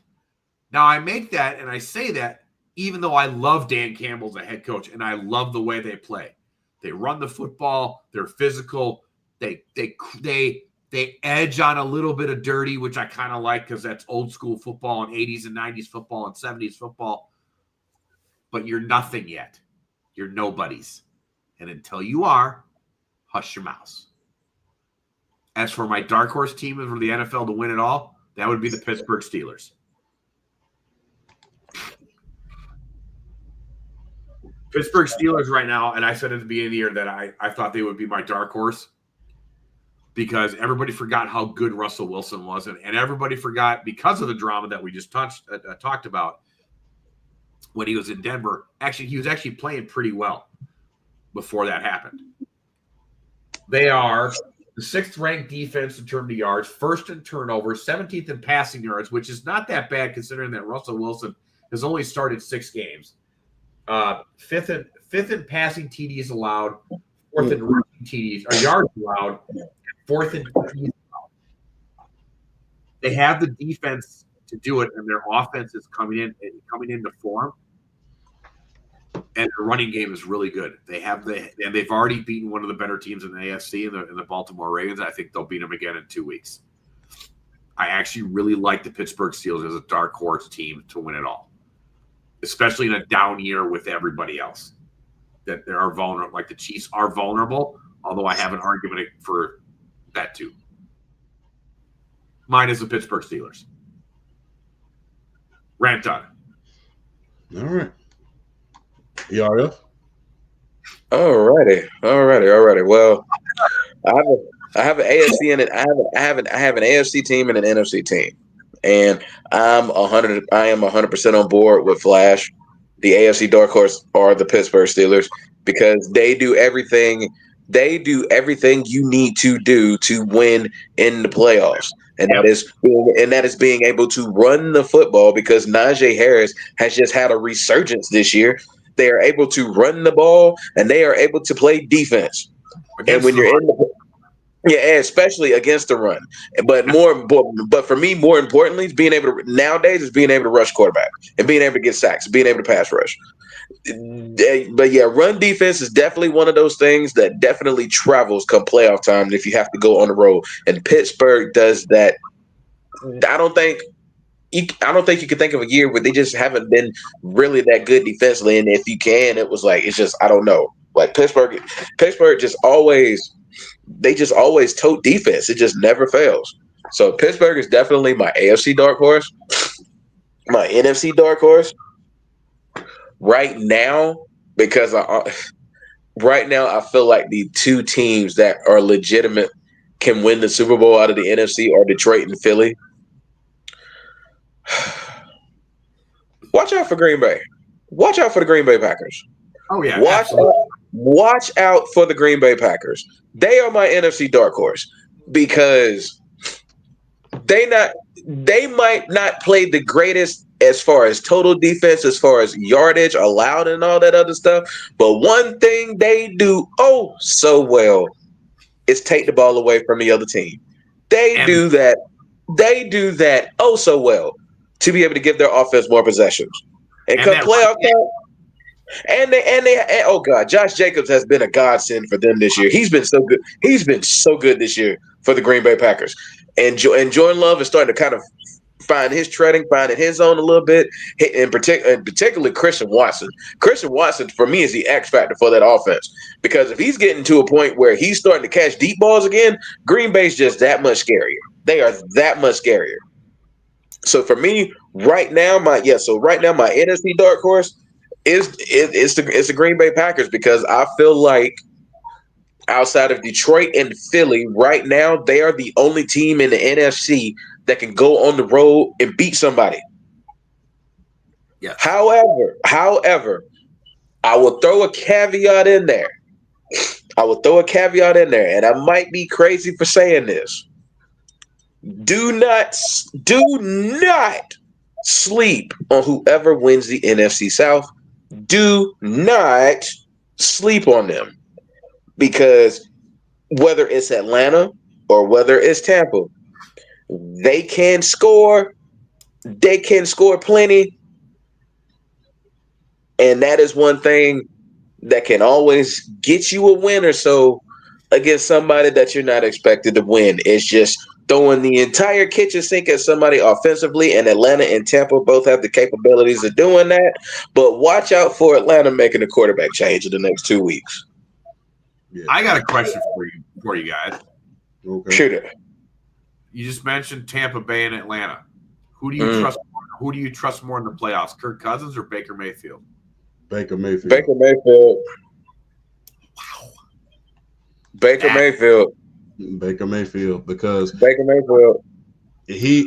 Kirk Cousins leaves last. He has been turning the ball over like I turn my pillow over at night when I go to sleep. So however, Kirk Cousins does seem to do this a lot. Yeah. He gets hot at the beginning. He gets hot at the beginning of the year, and then he goes through a little slump, and then late in the year he finds it again. So don't be shocked if Atlanta beats Minnesota this Sunday because of him. Don't be surprised. It's a tougher question. Look, the abandonment of Kirk Cousins, I think, is Real Takes just said is Penix to start. If Kirk Cousins lays an egg this Sunday, you have to strongly consider it at this point. Yeah, that's the same thing PSP was asking as well. You have to consider it, because I still feel like the biggest thing that's holding Atlanta back offensively now is the quarterback being able to move out of the pocket and be able to get first downs. And even though Michael Penix isn't the most mobile quarterback in his own right, he can at least move his feet to be able to get first downs. And I think that might be the biggest thing that's holding him back. However, like I said, late in the year, Kirk Cousins usually finds a way to refine his footing and can turn it up for a December run. So don't be shocked, champ, if Kirk makes a December run and the Falcons win this division. Don't be shocked. I would feel better about Tampa if they had their wide receivers. If they had Evans and Godwin. Godwin. I think Tampa's in first place if those two are healthy. And I'm surprised at Atlanta's dip. I really thought that Kurt had kind of found a home here, and I didn't think he would be like, amazing. But I really thought this team was a good fit, personnel wise, for him. They have a good defense and something's not right there. I don't know what it is. I don't think something's right with him. I don't know what's going on with him because honestly, from a personnel standpoint, it fits like a glove with him, personnel wise. I think something's off with him because in case people haven't noticed, they're running a lot of pistol again, and they're not having him under center a lot. So what's going on with him? Is something wrong with him? Like, what's up? I don't know. Because that's what got him killed in the Pittsburgh game, was running a whole bunch of pistol and not having him up under center. And when they got hot was when they started putting him under center, more play action, because you got Bijan. Bijan is just so is it coaching and the play calling then? A little bit of both. Because I get on Zach Robinson for this too, because when they went on that streak to get to 6-3, his play calling was honestly top notch, and he's kind of fallen off of that the last 3 weeks. His route combinations he was calling, getting Bijan and Tyler Algier the ball, which I think is another thing they need to start doing more too. Like, I feel like this offense does its best work when Bijan and Tyler at least get 10 carries apiece, and when they're getting the ball to Kyle Pitts early. Yeah. I agree with PSP's comment that Baker has played better in the playoffs, but he's only had that one run in Cleveland, and that's it. Now, don't get me wrong, they almost went to the Super Bowl against the Kansas City Chiefs, so or like if they would have beaten the Chiefs, and it would one bad call away. But you're right, and you're right. Tampa needs to replenish that defense of all the players that they lost in the last couple of years. And what about Kurt's contract? If we release him, Tampa's defense is why I think Atlanta's still winning that division. Man, will you quit bringing up Magic City? I don't party like that to go to Magic City in the first place. Now he do that to mess with me, man. Shout out to PSP. I know, but he threw me in there. I don't party enough to go to Magic City. Hey, man, might as well roll with me to Magic City, baby. You know what I'm saying? So. Let's pray they win this NFC South, and then maybe just maybe we can get some food from there. I ain't trying to go up in there just yet. We get some wings from there. That's about it.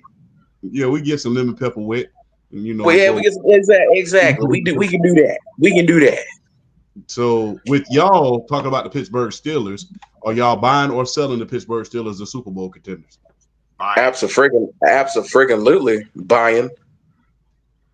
So, for all the reasons that I brought up with the stats, I think the offense is slowly getting, especially the passing game, which is allowing the running game to actually get better.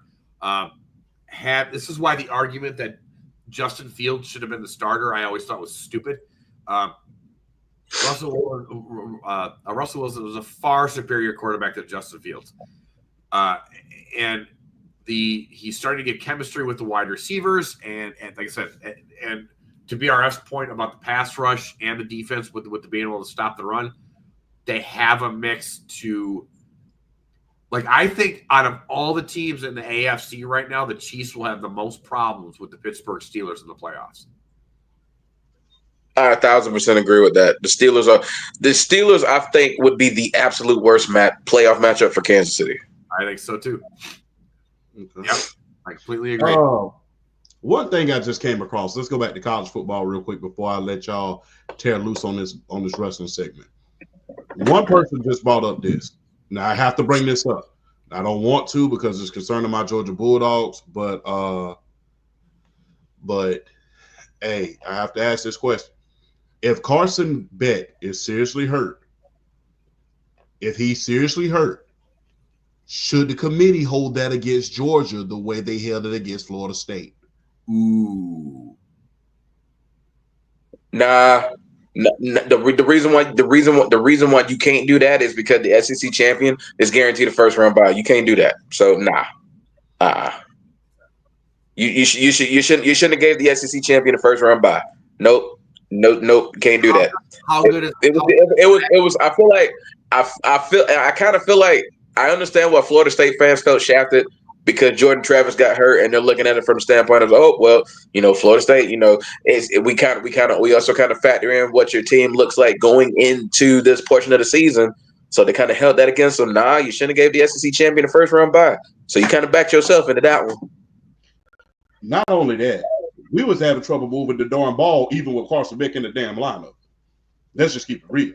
The things that was moving that ball for us, because the receivers, they led the league in drops. The thing that was really doing it for us is that running game and that defense. It's really old school football when it comes to Georgia. So I had to ask that question because, that question is going to come up. That's a TikTok video too, by the way, outside of this being a segment. But that's going to start some shit right there. Well, here's the thing.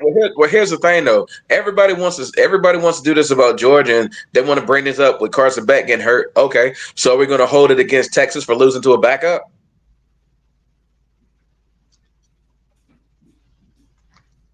That's a video and a stitch. So be on the lookout for that. I'm expecting you to stitch that video when I bring it out. So yeah, I'm bringing it out tonight, the minute we go off the air. So just being real. Don't be surprised if tickets does something controversial. I don't know what it is about Pittsburgh wide receivers, to be honest with you. It seems like all of them have a knack for bad behavior. It's just like it seems like Hines Ward was the last model citizen that they had at the wide receiver position. And people question him even because, he was out there with folks' jaws like he was Mike Tyson. So, I don't know what's up with, because it seems like Santonio Holmes, he had problems. Then you had Antonio Brown, he had problems.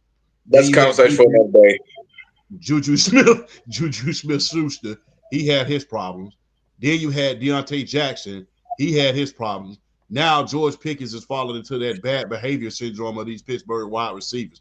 And look, Deontay Jackson is following that trend. Once these guys leave Pittsburgh, they're never the same. They're never the same. I think the biggest thing with Juju Smith-Schuster was he was just an Antonio Brown merchant anyway. So I think that was his biggest problem. I think the wide receiver position in general, not just in Pittsburgh, has always been a diva position. Go ahead and say it. Yeah, I mean, look at it. I mean, you got Stephon Diggs. I mean, like everybody wants to punch him in the face 10 minutes after he gets into town. Like, you could all go all the way back to T.O. And it's always been a position that has always been. Even Randy Moss, had his, I mean, he acted so bad he got traded out of Oakland and New England. So it's always been that position for some odd reason has just been, it's just problems. I mean, you can go back to Keyshawn Johnson. I mean, I hated Keyshawn Johnson. I know everybody does. I hated Keyshawn Johnson. He's just like one of those dudes that was just like you thought it was. I never hated Keyshawn. I just never thought he would. I just thought he never was as good to me as his mouth portrayed him to be. That's what I was getting at. Like, bro, you weren't even a top 10 receiver. Like, shut up. No, wasn't he the number 1 pick overall? Yeah. And he was the number 1 pick overall in '96. And you wasn't you wasn't even the best receiver in that draft. No, because 96 was what? Was him. It was, I think 96 was T.O. Who else? Marvin Harrison. No, hold on. I did a video about this almost. Yeah, 1996 was the first true murderer's row wide receiver class. Yeah, hold on. Let's go ahead.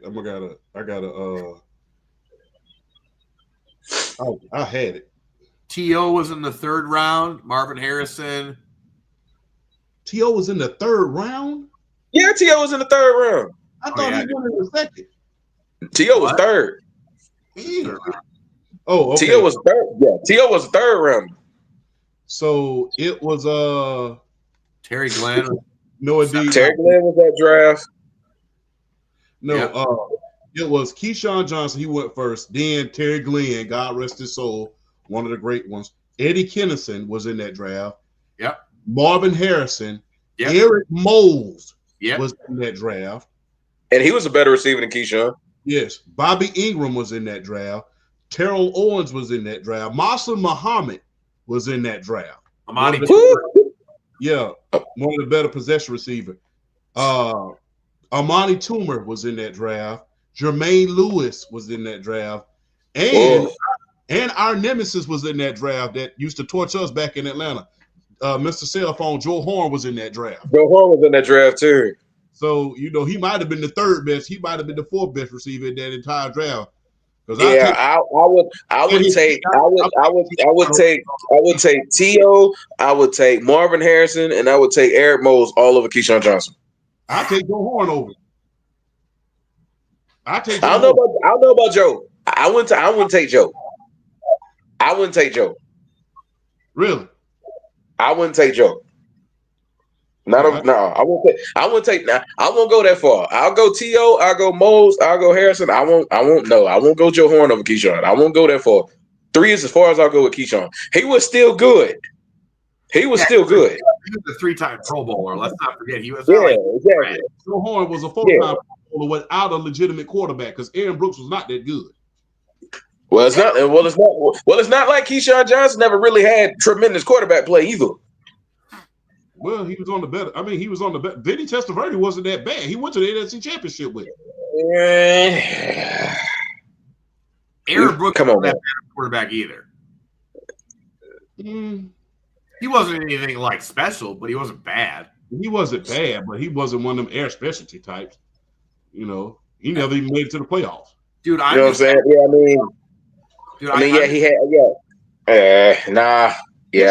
About Vinny Testaverde, what I just found out, shout out to the great Warren Sapp. I didn't know the reason why he threw all of those interceptions because Vinny Testaverde was colorblind. Yeah, I did hear that. I didn't know that either. Yeah, I did hear that. You're looking like one of those people. Well, how the fuck you get into NFL if you colorblind? How you go? Can you imagine if you would have given because they have if you're colorblind, they have those glasses now. Can you imagine if they would have given him those glasses 30 years ago? No, he's not. No, stop right there, my friend. No, yes, he is. Outside of T.O., name one special wide receiver that he's had. FedEx, greatest wide receiver of all time. So, no, who? I'm joking. I know. I wanted to see if you were gonna keep it going. I want to see. I want to see if you're gonna keep it going. I just went deadpan, and I'm just kind of like.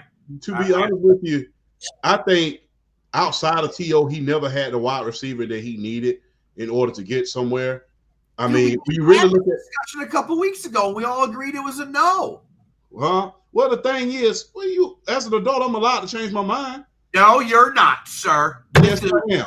But bro, I got you to change. I got you to change your mind on that NFL MVP. Be quiet. So, but the thing is, he never had a receiver outside of those 2 years with T.O. that just was an air specialty type. Now, he did have Brian Westbrook and Chad Lewis, but that was about it. But when you think about the receivers that he had with Stinson and Trash, the only thing I remember about those receivers that he had is how he had Todd Pinkston wide open in the middle of the field, and this dude just alligator armed up. I just don't.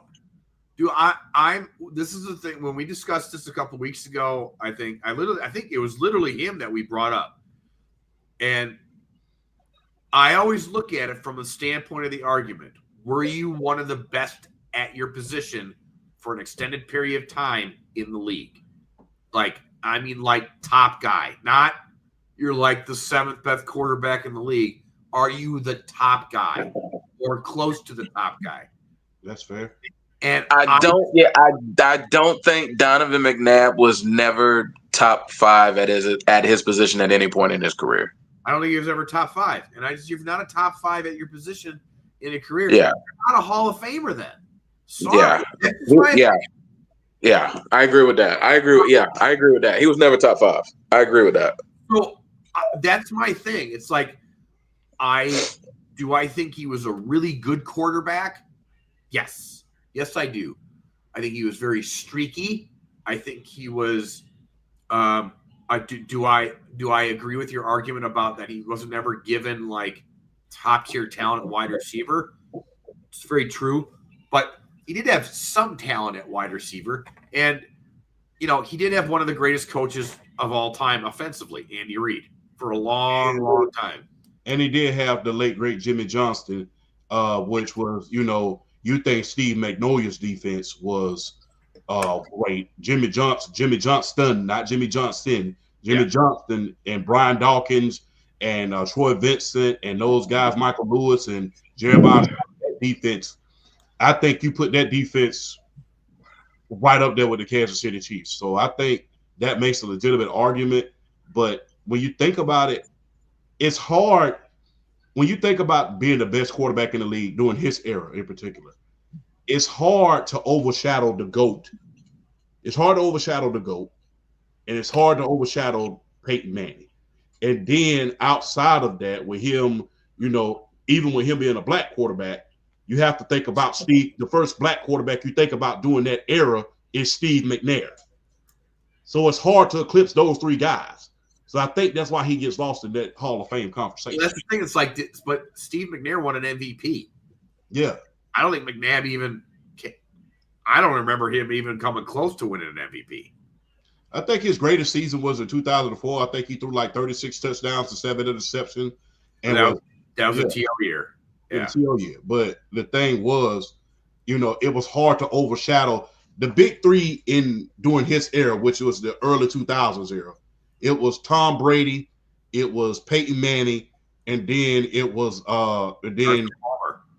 then it was Favre, then Steve McNair, then Rich Gannon had a few good years. It was a lot of different guys back then. Carson Palmer. Carson Palmer, before the knee injury in Cincinnati, was the third best quarterback in the league behind Brady and Manning. Yeah, so you had some of the all-time greats, and even during that time, he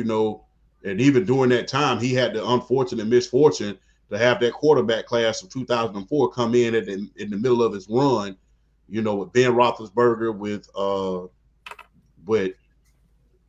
with Phillip Rivers and company, and Eli. So it's hard to eclipse those guys.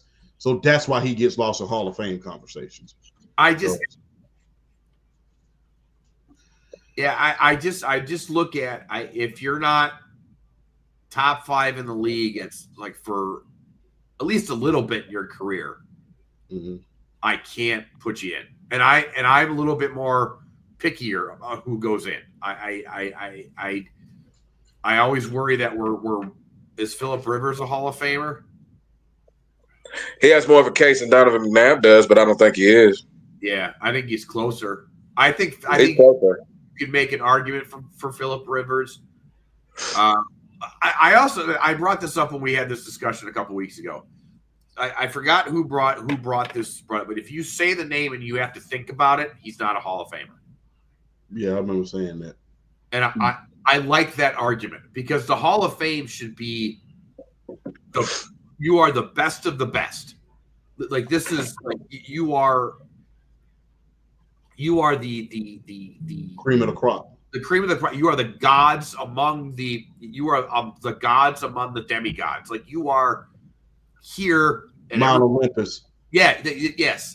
And I just look at it and I go, Phillip Rivers, I would love to, but his play and his stats, sure, but dude never even got to a Super Bowl. So I just go. Especially when you consider he had more talent than Eli Manning as far as on the skill position and everything like that. He had a Hall of Fame He had a Hall of Fame tight end. He had a Hall of Fame running back. Hell, I remember at one point, before he came to us, he had Michael Turner, Darren Sproles, and LaDainian Thompson. So I'm like, I could make a case because I think Phillip Rivers at some point in his career for a decent amount of time was a top 5 quarterback in the league. Yeah. But I think he has. I think BRF's right. I think it's a closer argument. Yes, he did have those guys. Yes. Vincent Jackson was the Mike Evans of his day. God rest his soul. Yes. Yes, God rest his soul. But I agree with you, PSP. I think that he does have it. I just think Rivers was a better quarterback. I know he had the talent around him a little bit more. I'll put it this way. I don't think either of them are. I'll just put it that way. I don't think either of them should get in. And I'll throw this in there real quick. I don't like it when people always want to use the argument of a quarterback had this amount of talent or this amount of talent, because even if they load you up with ridiculous amount of talent, at the end of the day, you still have to perform.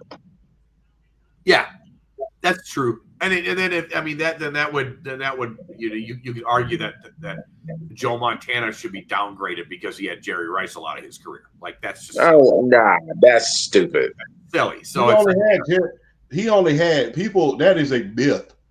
He only had Jerry Rice for 4 years. That's true. You're right. That's the biggest myth. And I'm going to clip this. Right. This is the biggest myth in sports. I'm going to look up. I think Jerry Rice was drafted in like 1985. Correct. Something like that. He was drafted in 1985. It was 85 through 90. So 5 years. So you had him for 5 years. 5. And 1 year barely even counts because the year was strike shortened. And the thing is, even during that strike shortened year, he still blew out the record books with Joe Montana. He only had him for 5 years. In fact, Steve Young had Jerry Rice longer than Joe Montana did. You're right. My bad. So people make that argument, well, Joe Montana had Jerry Rice. Yeah, he only had him for 5 years. Who is his receiver before that? Yeah. Okay. Yeah, that's why to throw another name in there real quick. I gotta be a little bit of a homer. That's why it gets on my nerves when people talk about Matt Ryan and the whole, well, he had Julio Jones and he had Roddy White and da. Like, nah, the biggest one to use for him is Julio Jones. But I look at them and I'm like, do you remember Matt Ryan's first 4 years before he got Julio Jones? He was destroying the league before he got Julio Jones. Exactly. We went to the damn divisional round playoff with Michael Jenkins as our second receiver. Thank you. Exactly. That's 13-3, number 1 seed. 2010, Michael Jenkins was our number 2. That's the thing with Matt Ryan. Like Matt Ryan, for a good amount of his career, was a top 5 quarterback in the league and won an MVP. Donovan McNabb nor Phillip Rivers ever getting close to an MVP. That's the big thing. Can you put an MVP on your resume at least? That's why Dan Fouts is in the Hall of Fame, is because he won an MVP. And because he was part of an Eric Coryell office. So like, can you be an MVP? And that's the thing. Like, for instance, all right, here's a good comparison. He's got his because he was in MVP discussions. I'm gonna say Russell Wilson would be a good comparison because he's got the 1 Super Bowl ring, and he wasn't really a big, like, that was more that defense than anything else. And Marshawn, yeah. And Marshawn. But after that, he was an MVP candidate. So, yeah. We're going to answer that question later. It's going to take us a minute in order to answer that one. So we'll get to that one in a minute, PSP. I like it, though. We're going to come back to that one, PSP. We ain't going to forget about you. But I will be remiss if I didn't give my guys, my 2 wrestling masterminds, the floor on the Survivor Series. What are y'all thoughts? What match? That show was awesome. That was a great show. I mean, what for 5 overall? For 5 matches, that was a good show. I thought it was a good show. I think the women's match was pretty. It finished strong, but the Nia botches with the chair and it looked very sloppy at first.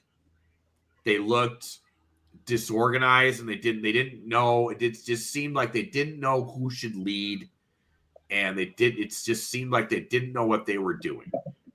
They finished really strong though. The spot with EO and Tiffany Stratton was awesome, and they had some moments like when Liv got into the match and Rhea got into the match. It got a lot better. That was my only big complaint about the pay-per-view. I think their match could have been better. I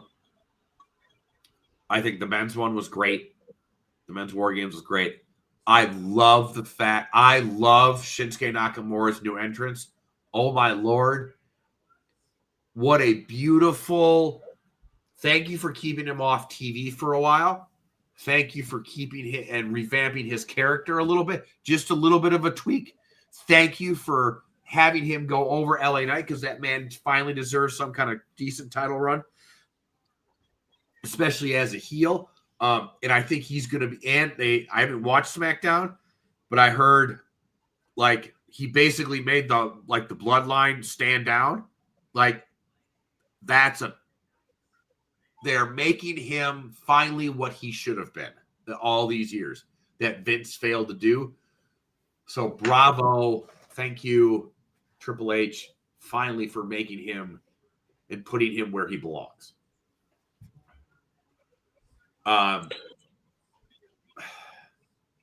As for the rest of the pay-per-view, I thought it was really good. I thought it was a really, really good pay-per-view, except for the women's War Games match. That was the one thing that bothered me. Nah, see, even though I was happy, although I do think the right decision was Shinsuke going over on LA Knight, I think theirs is actually the worst match of the night. I think their match was. I think their match was the worst one of the night. No, because I did a review on TikTok of the show. I did a recap and I gave like out of 10 ratings for every match, and I gave that one a 7 just because for me it didn't go long enough and there wasn't enough. It was for me it was the time. I gave them like a 7 out of 10 for me. It was good. But this is my thing though. The fact that I thought it was the worst match of the night and I still gave it a 7, that just tells me how good the show was, in my opinion. True, the match was short and it wasn't yeah, but I think it's more about what they did with the presentation of Shinsuke than anything else. Facts. That's what I loved. That's what I loved about it. Yeah, that's what I loved about it. I loved how it contrasted the presentation of Shinsuke throwing LA Knight off his game, and the commentators, and I love their commentary for the match. They kept referencing it like LA Knight's off his game tonight. He's off his game tonight, and then that's what ultimately led to him losing. So I think the commentators did a heck of a job with really putting his character over. I think they did a heck of a job with that. So my question to you is, what are they going to do with LA Knight? He's going to get it back. He's going to get the U.S. Championship back. I don't know when. Yeah. Because honestly, I feel like he's built himself up at a point where now he can go on another chase for it. I think Shinsuke's going to get a run, but I think LA Knight's ultimately going to get it back.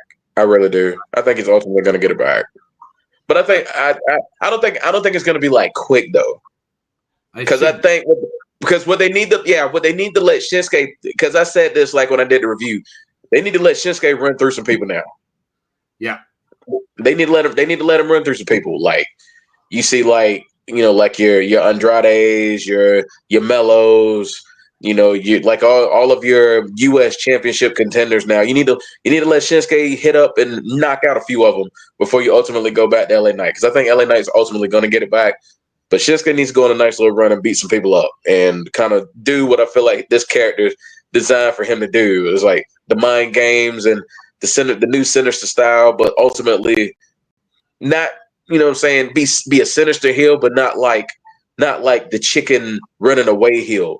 Like the one that plays mind games, and then when it's time to get in the ring, I can still rip you apart. That kind of heel. The Triple Threat Intercontinental Championship match, in my opinion, would have been match of the night hadn't men's War Games not happened. That was that was the match of the night. That was the match of the night if men's war games didn't happen because Sheamus and Braun and Ludwig. That was a star. That was a star-making performance for Braun Breaker.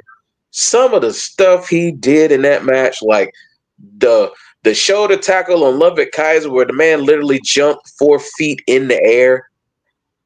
Like Braun is just a different species. I don't know what planet that man is from, but he's from a different species. That spot at the end where he literally jumped over Sheamus and hit a perfect spear on Ludwig Kaiser. I'm like, the dude is from another planet, like straight up. And I said this in my video too. Can we start some dialogue about Sheamus being the greatest multi-man wrestler in the history of the WWE? Particularly triple threat matches. Can we start some dialogue on this? He might be the greatest triple threat match wrestler in the history of the WWE. The man never has a bad one.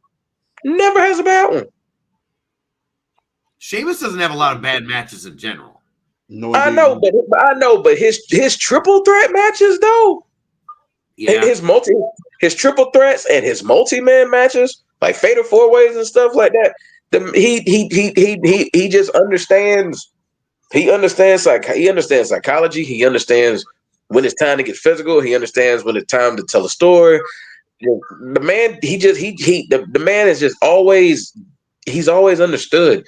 That's why I'm hoping at least before like the end of 2025, we go ahead and get this man the Intercontinental Championship and go ahead and give him the Ultimate Grand Slam because he deserves it.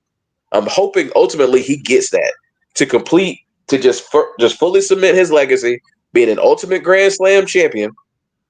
And to the fans out there, what we mean by Ultimate Grand Slam champion is being a world champion, winning both mid-card titles, winning the tag team titles, and then winning the Royal Rumble and the Money in the Bank. That is Ultimate Grand Slam champion. And he's an Intercontinental Championship away from doing it all. So we need to go ahead and give it to him. Yeah, I don't disagree with that at all. There's nothing that I disagree with there at all. Where do you think that we go from here when it comes to the road to WrestleMania? All right, this is way too early to predict or to ask, I guess. Who's your Royal Rumble winner? Oh man, it's tough. It depends on the route you want to go because there's so many different routes that can go here. Like I think the one that could really swerve everybody is if they let Kevin Owens beat Cody Rhodes at Saturday night's main event. Sorry.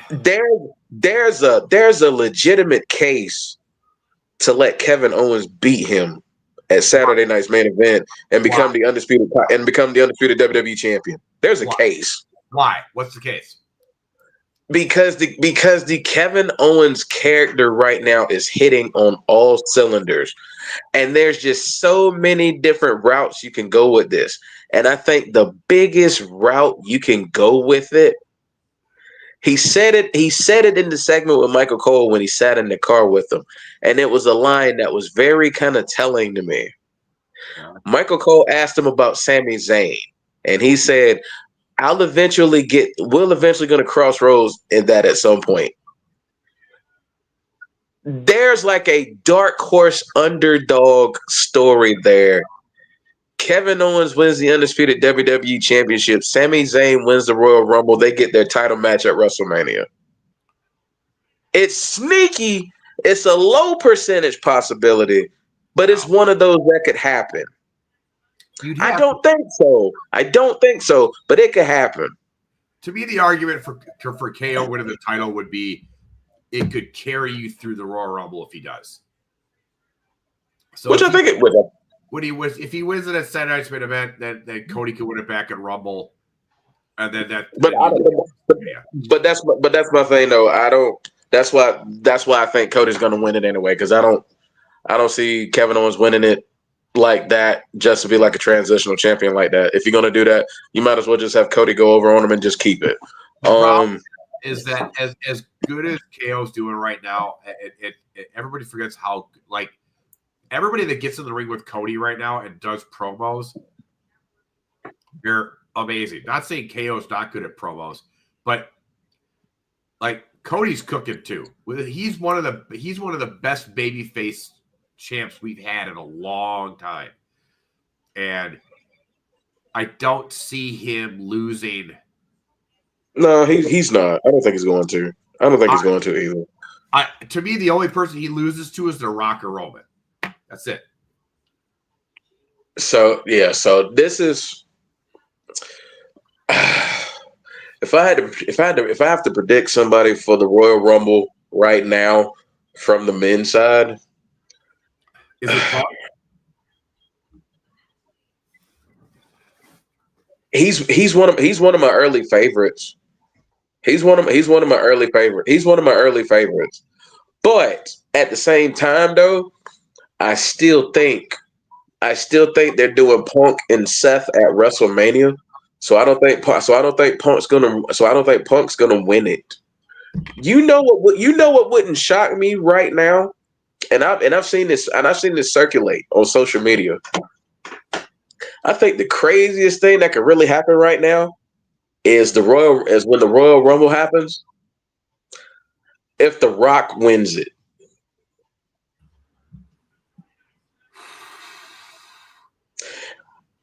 And an angle that they're actually starting to, what I think they might be getting ready to pitch is have The Rock use his TKO power and enter the Royal Rumble at number 31. And win the Royal Rumble.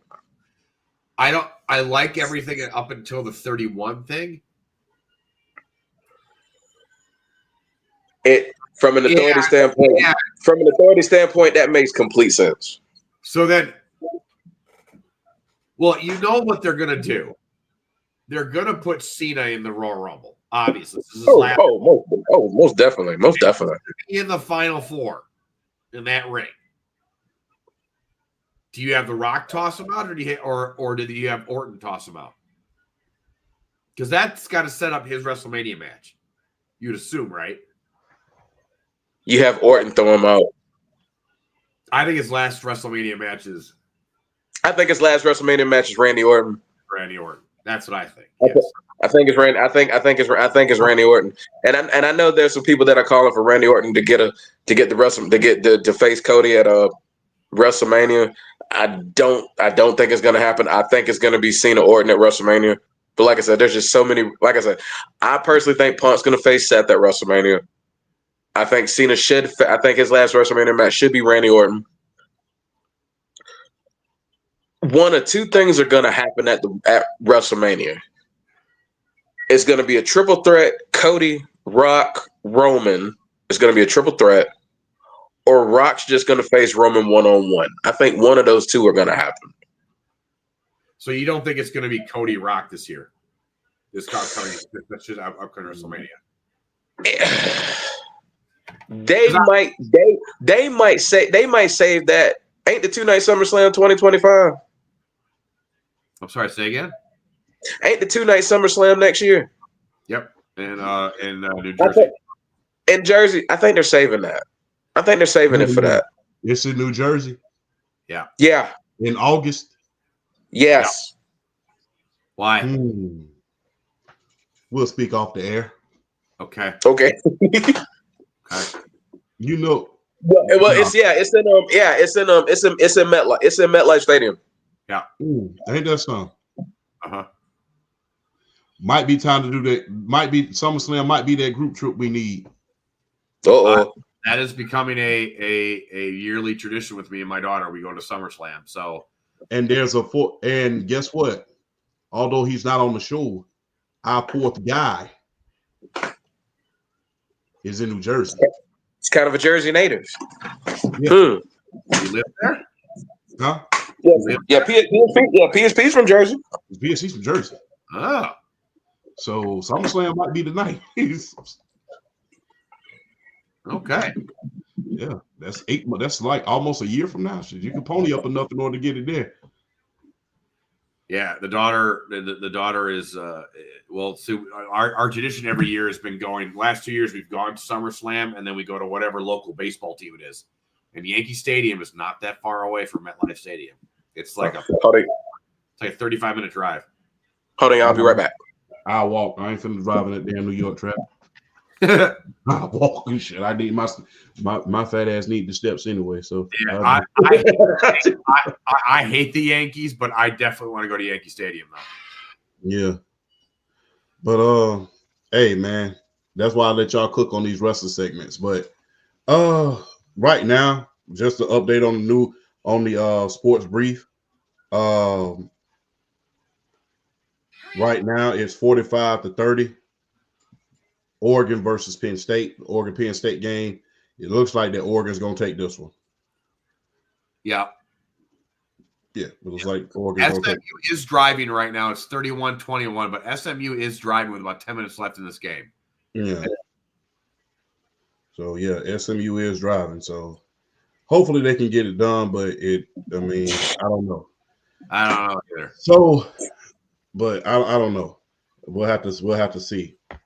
But real quick though, that means I think the men's War Games match is the best main roster War Games match they've had so far, and I think the only men's War Games match that holds a candle to it since its reinception into the WWE was 2019 Team Ciampa versus Team Undisputed Era.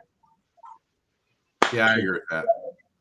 Hey, if you really look at it, history repeated itself because the thing is, there was one person that three-peated in the Survivor Series match back when it was traditional, and that was Randy Orton. He was the sole survivor of 3 straight Survivor Series. And then 04, 05, 06. And then Sami Zayn, he just three-peated in Survivor Series. Yeah, he just did. So there's always a pattern within that. So, just to bring that up. Well, technically, him and Jey Uso three-peated. Yeah. But Jey Uso's already over as hell in the great words of Stone Cold Steve Austin. He's already over as hell. I'm talking about the ultimate over, But I think my biggest takeaway from that match is really just what is this Punk favor from Paul Heyman? Because you hear him like when he's hugging him after the match. When I'm ready for that favor, I'm going to come ask you. So I'm wondering what that favor he's going to want Paul Heyman to call in for. Are they? Well, it seems like they could be setting up Roman versus Punk at WrestleMania. I still think it's Punk. I still think it's Punk's F. I really do. Yeah, but I know, but you could do. You could do Punk Roman at SummerSlam. Yeah. Man, I don't know. I honestly don't know. I don't know what they're. That's nothing to do. Does Gunther have the title? But by the time we get to WrestleMania, why do I have the sneaky feeling CM Punk's going to beat him for it? That's kind of, I don't know. I don't know, man. I have this sneaky feeling Punk Seth is going to be the World Heavyweight title match at WrestleMania. Yeah, but do you need a title match between those two for that? You have enough hatred and background to not have a title involved. The reason why I would do it is for what Punk said to Seth Rollins on Monday. 6 months ago, you had something I wanted. Now you don't have anything. You're thinking about me all the time. I don't think about you at all. I don't know. I just kind of feel like, does it need it? No. I just feel like they're going to want to put like all the stakes into that match. So it wouldn't shock me. It wouldn't surprise me if that was. It wouldn't shock me if that was a title match. It wouldn't surprise me. Well, then Seth's going to win it, not Punk. Punk's gonna win. Yeah. No. So you think Punk doesn't get his WrestleMania win? I think Punk beats Gunther before WrestleMania. I feel like the favor Punk's gonna call in is for Heyman to get him a World Heavyweight Championship match. No. No, I don't think it's that. Bro, I'm telling you, man. I'm telling you, man. It's some of the work that they're doing. I don't think it's that. I think it's if he's in a title match, he gets the help of the bloodline. Something to that effect. Like where I don't know. Not as clean. He can go up to anybody right now. He's beaten Drew McIntyre. He can go up and get a title match anytime you want. I don't think that's it. I think it sets up a match versus Roman and CM Punk. And Punk, whatever the favor is, I don't know what it is, but calls in the favor that makes Heyman turn on Roman Reigns. That I can see. That I can see too. But it's not because Heyman wants to. He's forced to keep his word. So it's not a complete heel turn. It's a because I think Paul Heyman is honestly he's getting a little. I think he's honestly getting a little tired of all that bloodline stuff. Yes. I don't know if he's getting tired of it, but I just think that I do think the bloodline thing needs to end. I think we're in fact I think it ends this upcoming SummerSlam in New Jersey. That's when maybe I don't know. I just don't know how. That's the one thing I can't figure this out. What they're gonna do with The Rock, because it's like, is he free? Is he not free? Is he gonna fight Cody? They set that up. Are they gonna finally do him and Roman? And if they are, how do they do? I don't know. It's really hard to figure out because they could go in 30 different directions for WrestleMania this upcoming year, and I really figure. And that's why with Rock, when it comes to Rock and his schedule, I'm not listening to anything Dirt Sheet say. I'm not listening to anything they say when it comes to Rock's schedule. Because I mean they were trying to do something like that last year, saying there's a chance Rock might not show up at WrestleMania 40 when everybody and their mom and daddy knew Rock was going to wrestle at WrestleMania 40. Well, so the other thing too is the other possibility, like as much as I think like Cena won't win the Rumble, don't count out like everything that's being reported. There are serious talks that they will let Cena break Flair's record. So where would you do that? You're not going to do it at some B show. Nah, you're going to do that at either WrestleMania or SummerSlam. Yeah, you are. So that's a possibility too. You also got Brock Lesnar kind of hanging out in the background here. I don't think he's coming back personally, but I don't think so either. He's on the roster. True. It's there. They've been wanting Gunther and Lesnar for years, or for like at least a couple of years now. It's there. At this point in his career, that's the only match I want from him is Gunther. That's the only one I want. Ooh. No, I want him and Jacob Fatu. I don't know. No, I am a fan right about now. I'm just watching y'all cook right about now. How can you not want Jacob Fatu? The Beast Incarnate versus the Tasmanian Devil, dude, or the wolf or whatever he's called, the Samoan Werewolf. Yeah, Samoan Werewolf versus the Beast Incarnate, dude. Hey, don't get me. Hey, don't get me wrong. I would definitely pay. Hey, I'm not saying I wouldn't pay to see it. I just don't know. I just don't know. I don't know if the want for it is like really gonna like if the fire's gonna last for the want for that match. In fact, I think I'd rather have Jacob Fatu versus Lesnar than Gunther versus Lesnar. Nah. I just no. I mean, I wouldn't say rather. I think for me, from a physical standpoint, I'm taking them both. Because I just want to see Gunther chop the daylights out of that man. That's all I want to see. I want to see Gunther chop the daylights out of him. That's all I want to see. That's all I want to see. I just think Lesnar versus Jacob Fatu would be awesome. That would be so awesome. And it would kind of make more sense from a storyline basis because I mean Brock's got all that history with the bloodline, so I guess it does make more storyline sense. Yeah. It does. And it does. It by because obviously they would put Jacob Fatu over for the most. Of course. 3 whatever, but with and you put Jacob Fatu. The reason why I would want it ascends Fatu to that level of you are in that level where you can now because they're gonna build to Fatu versus Roman at some point. That's gonna happen too. So I'm ready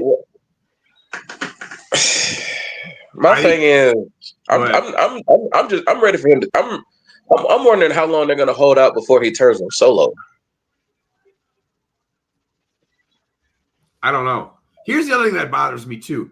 If you have The Rock at WrestleMania and as part of the Bloodline thing, what do you do with Solo and the rest of the Bloodline? Rock's the puppeteer. Yeah, but what kind of match are they in? Like, what is Solo doing? Bro, no, Brock's the puppeteer for the Bloodline. You have a Bloodline rules match for the Eula follow with Rock and Roman Reigns, and you just overbook the daylights out of it. So you don't have the Bloodline in a match at all? You don't have. Honestly, it depends. It depends on what they have going on. Because right now I don't see. Because that's my thing. Though right now I don't. Unless I don't know. Honestly, I really don't know what you do with the new Bloodline. I don't either. Going into that. I don't because like with Solo and Jacob and Tama Tonga now because Tonga Loa is out with a torn biceps. So they're 3-man group now. I don't know. I don't see any 3-man factions out there right now that could really give them a good story to work right now. I don't think there's one out there. So I don't know. I think what you might end up. I don't know if you necessarily. I don't think you necessarily have them in a WrestleMania match, but I do think you have them involved in a Rock Roman WrestleMania match. I think they get heavily involved in something, yeah.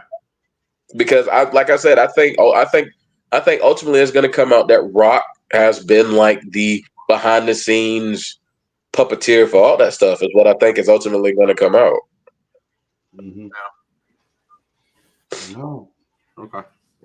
Hey, hell of a Survivor Series recap, man. This is why I sit back and I just let y'all cook on these. But new segment recently added by all of the panel and yours truly, the weekly Him Awards.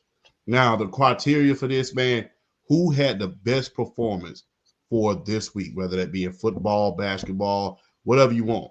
So for this week, who is the weekly Himothy Award? We'll start with you, Flash.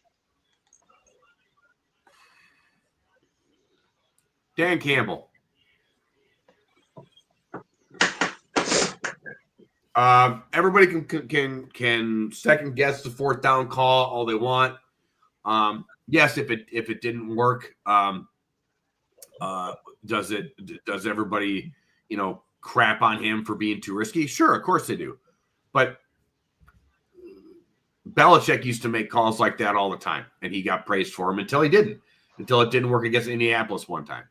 But excuse me, there's a reason why Belichick became one of the best coaches of all time, and I think Dan Campbell right now, you have the Detroit Lions as the number 1 seed, and they're 11-1 in the NFC. As much as the fans need to hush their mouth real quick because he haven't done anything yet, Dan Campbell has turned, I think, and here's the reason why I think the old Detroit Lions, if that play happens 3 or 4 years ago, that last play, that handoff from Jared Goff to Montgomery, and it's the old Lions, the ball gets fumbled and the Packers pick it up and return it for a touchdown or something stupid like that. Like, that's the old Lions. Yeah. So I just want to say, I think for the fact that Dan Campbell has literally turned around one of the worst franchises in the history of sports.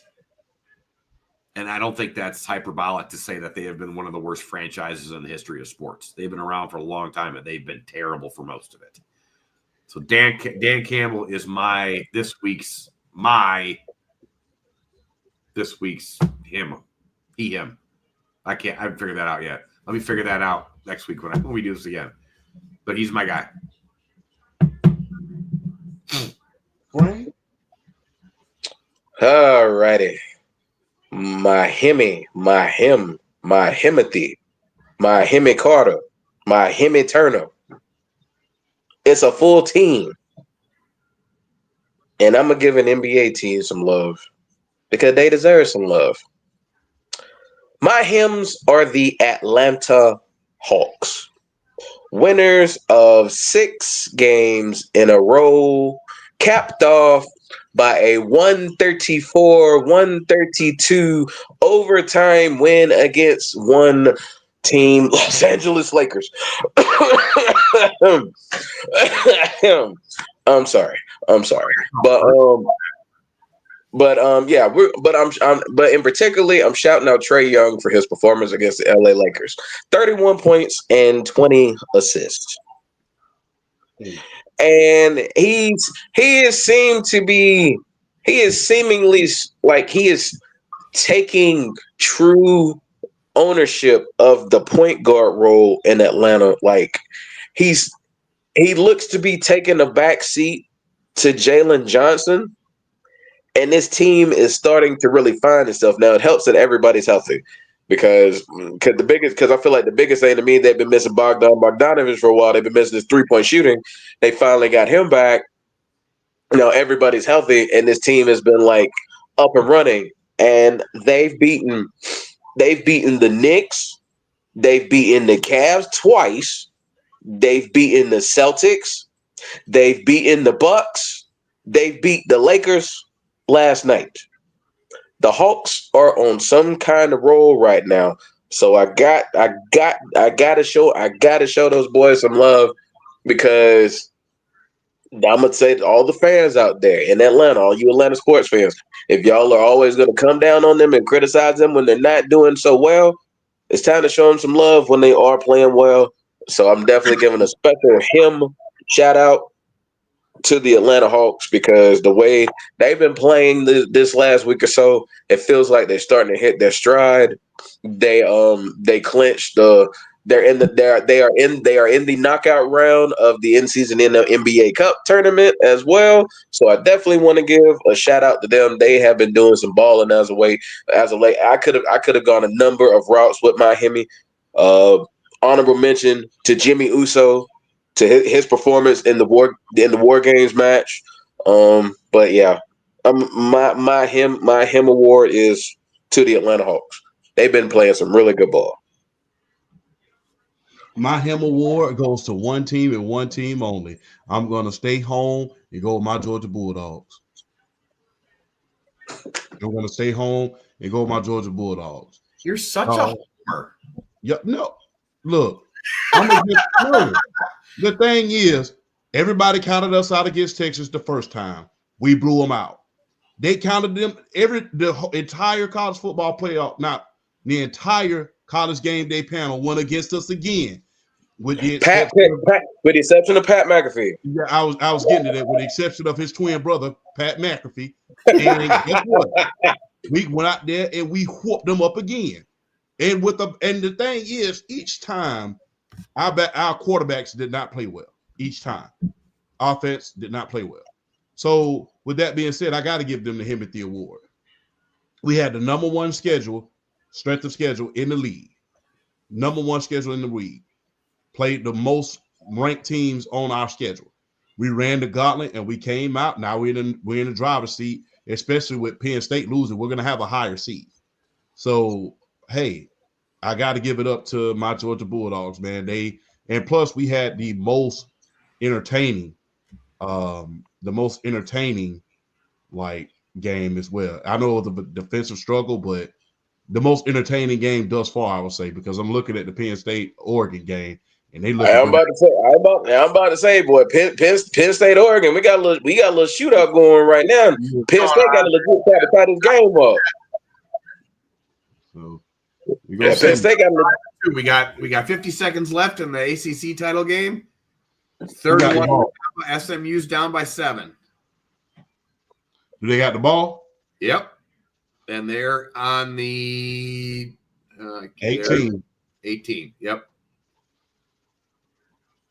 Oh, Penn State trying to mount it. Yeah, he got the first down. So we're gonna stay with it until they get down, and then we'll make an evaluation from there.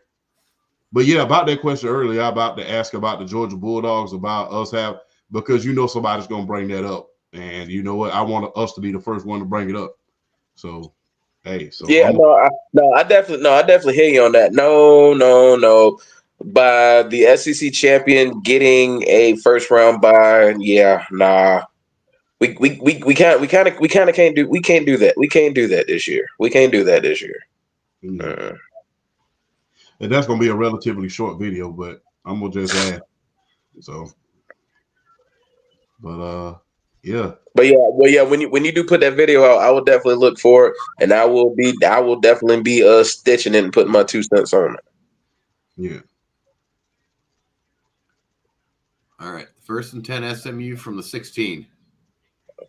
What are I just put it there too, so I'm looking at it now. SMU. And I would love to see them in the playoffs. All right, what you got for me? If they can pull this off, even if they lose, by making this game close, and let's say they at least get into overtime, it makes a better argument for them over Alabama.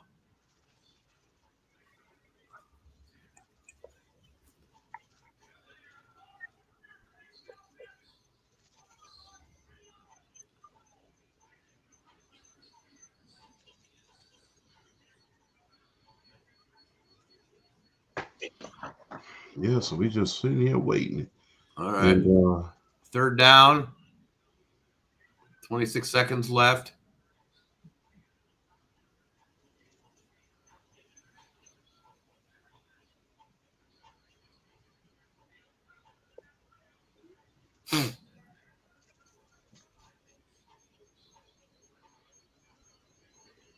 Oh man, you're ahead of me too. Oh shoot.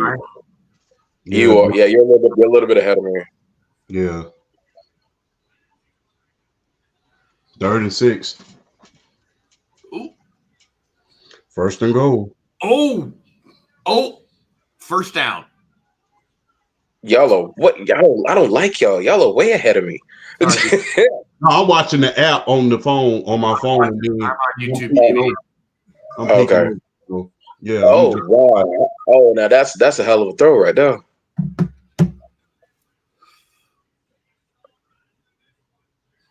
Well, and he got out of bounds too. That helped. Oregon won. That's ball game for most likely. Interception. Yeah, just threw a pick. Yeah. Damn. Damn. The great words of 2 Chainz. Oh!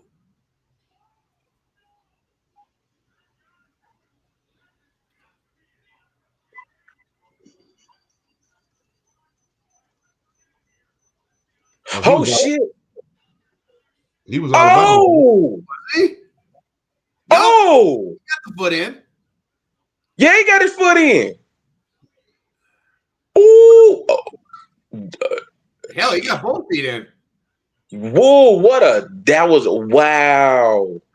All right, now just don't miss this kick, please. That's pretty. That's pretty. Oh, that was nice. That was nice.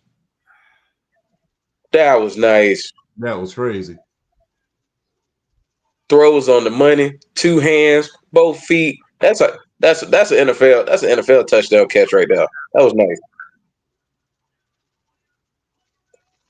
Good job to SMU.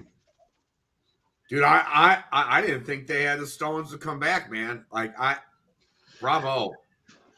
Hey man, look, we're gonna end it on the night, but we're gonna take this off the air. All right, guys. But to the audience out there, look, it's been a privilege, a pleasure, and an honor to bring you the show. But we're gonna have a lot more content for you next week and this week. Look for us on TikTok, and you will hear from us tomorrow after the college football playoff ranking, each of us collectively. You probably might not hear from us here on the pod, but you will hear from each of us collectively on our opinions about the playoffs. But on that note, good fight, good night. Okay, you made it. Whoa, that was close.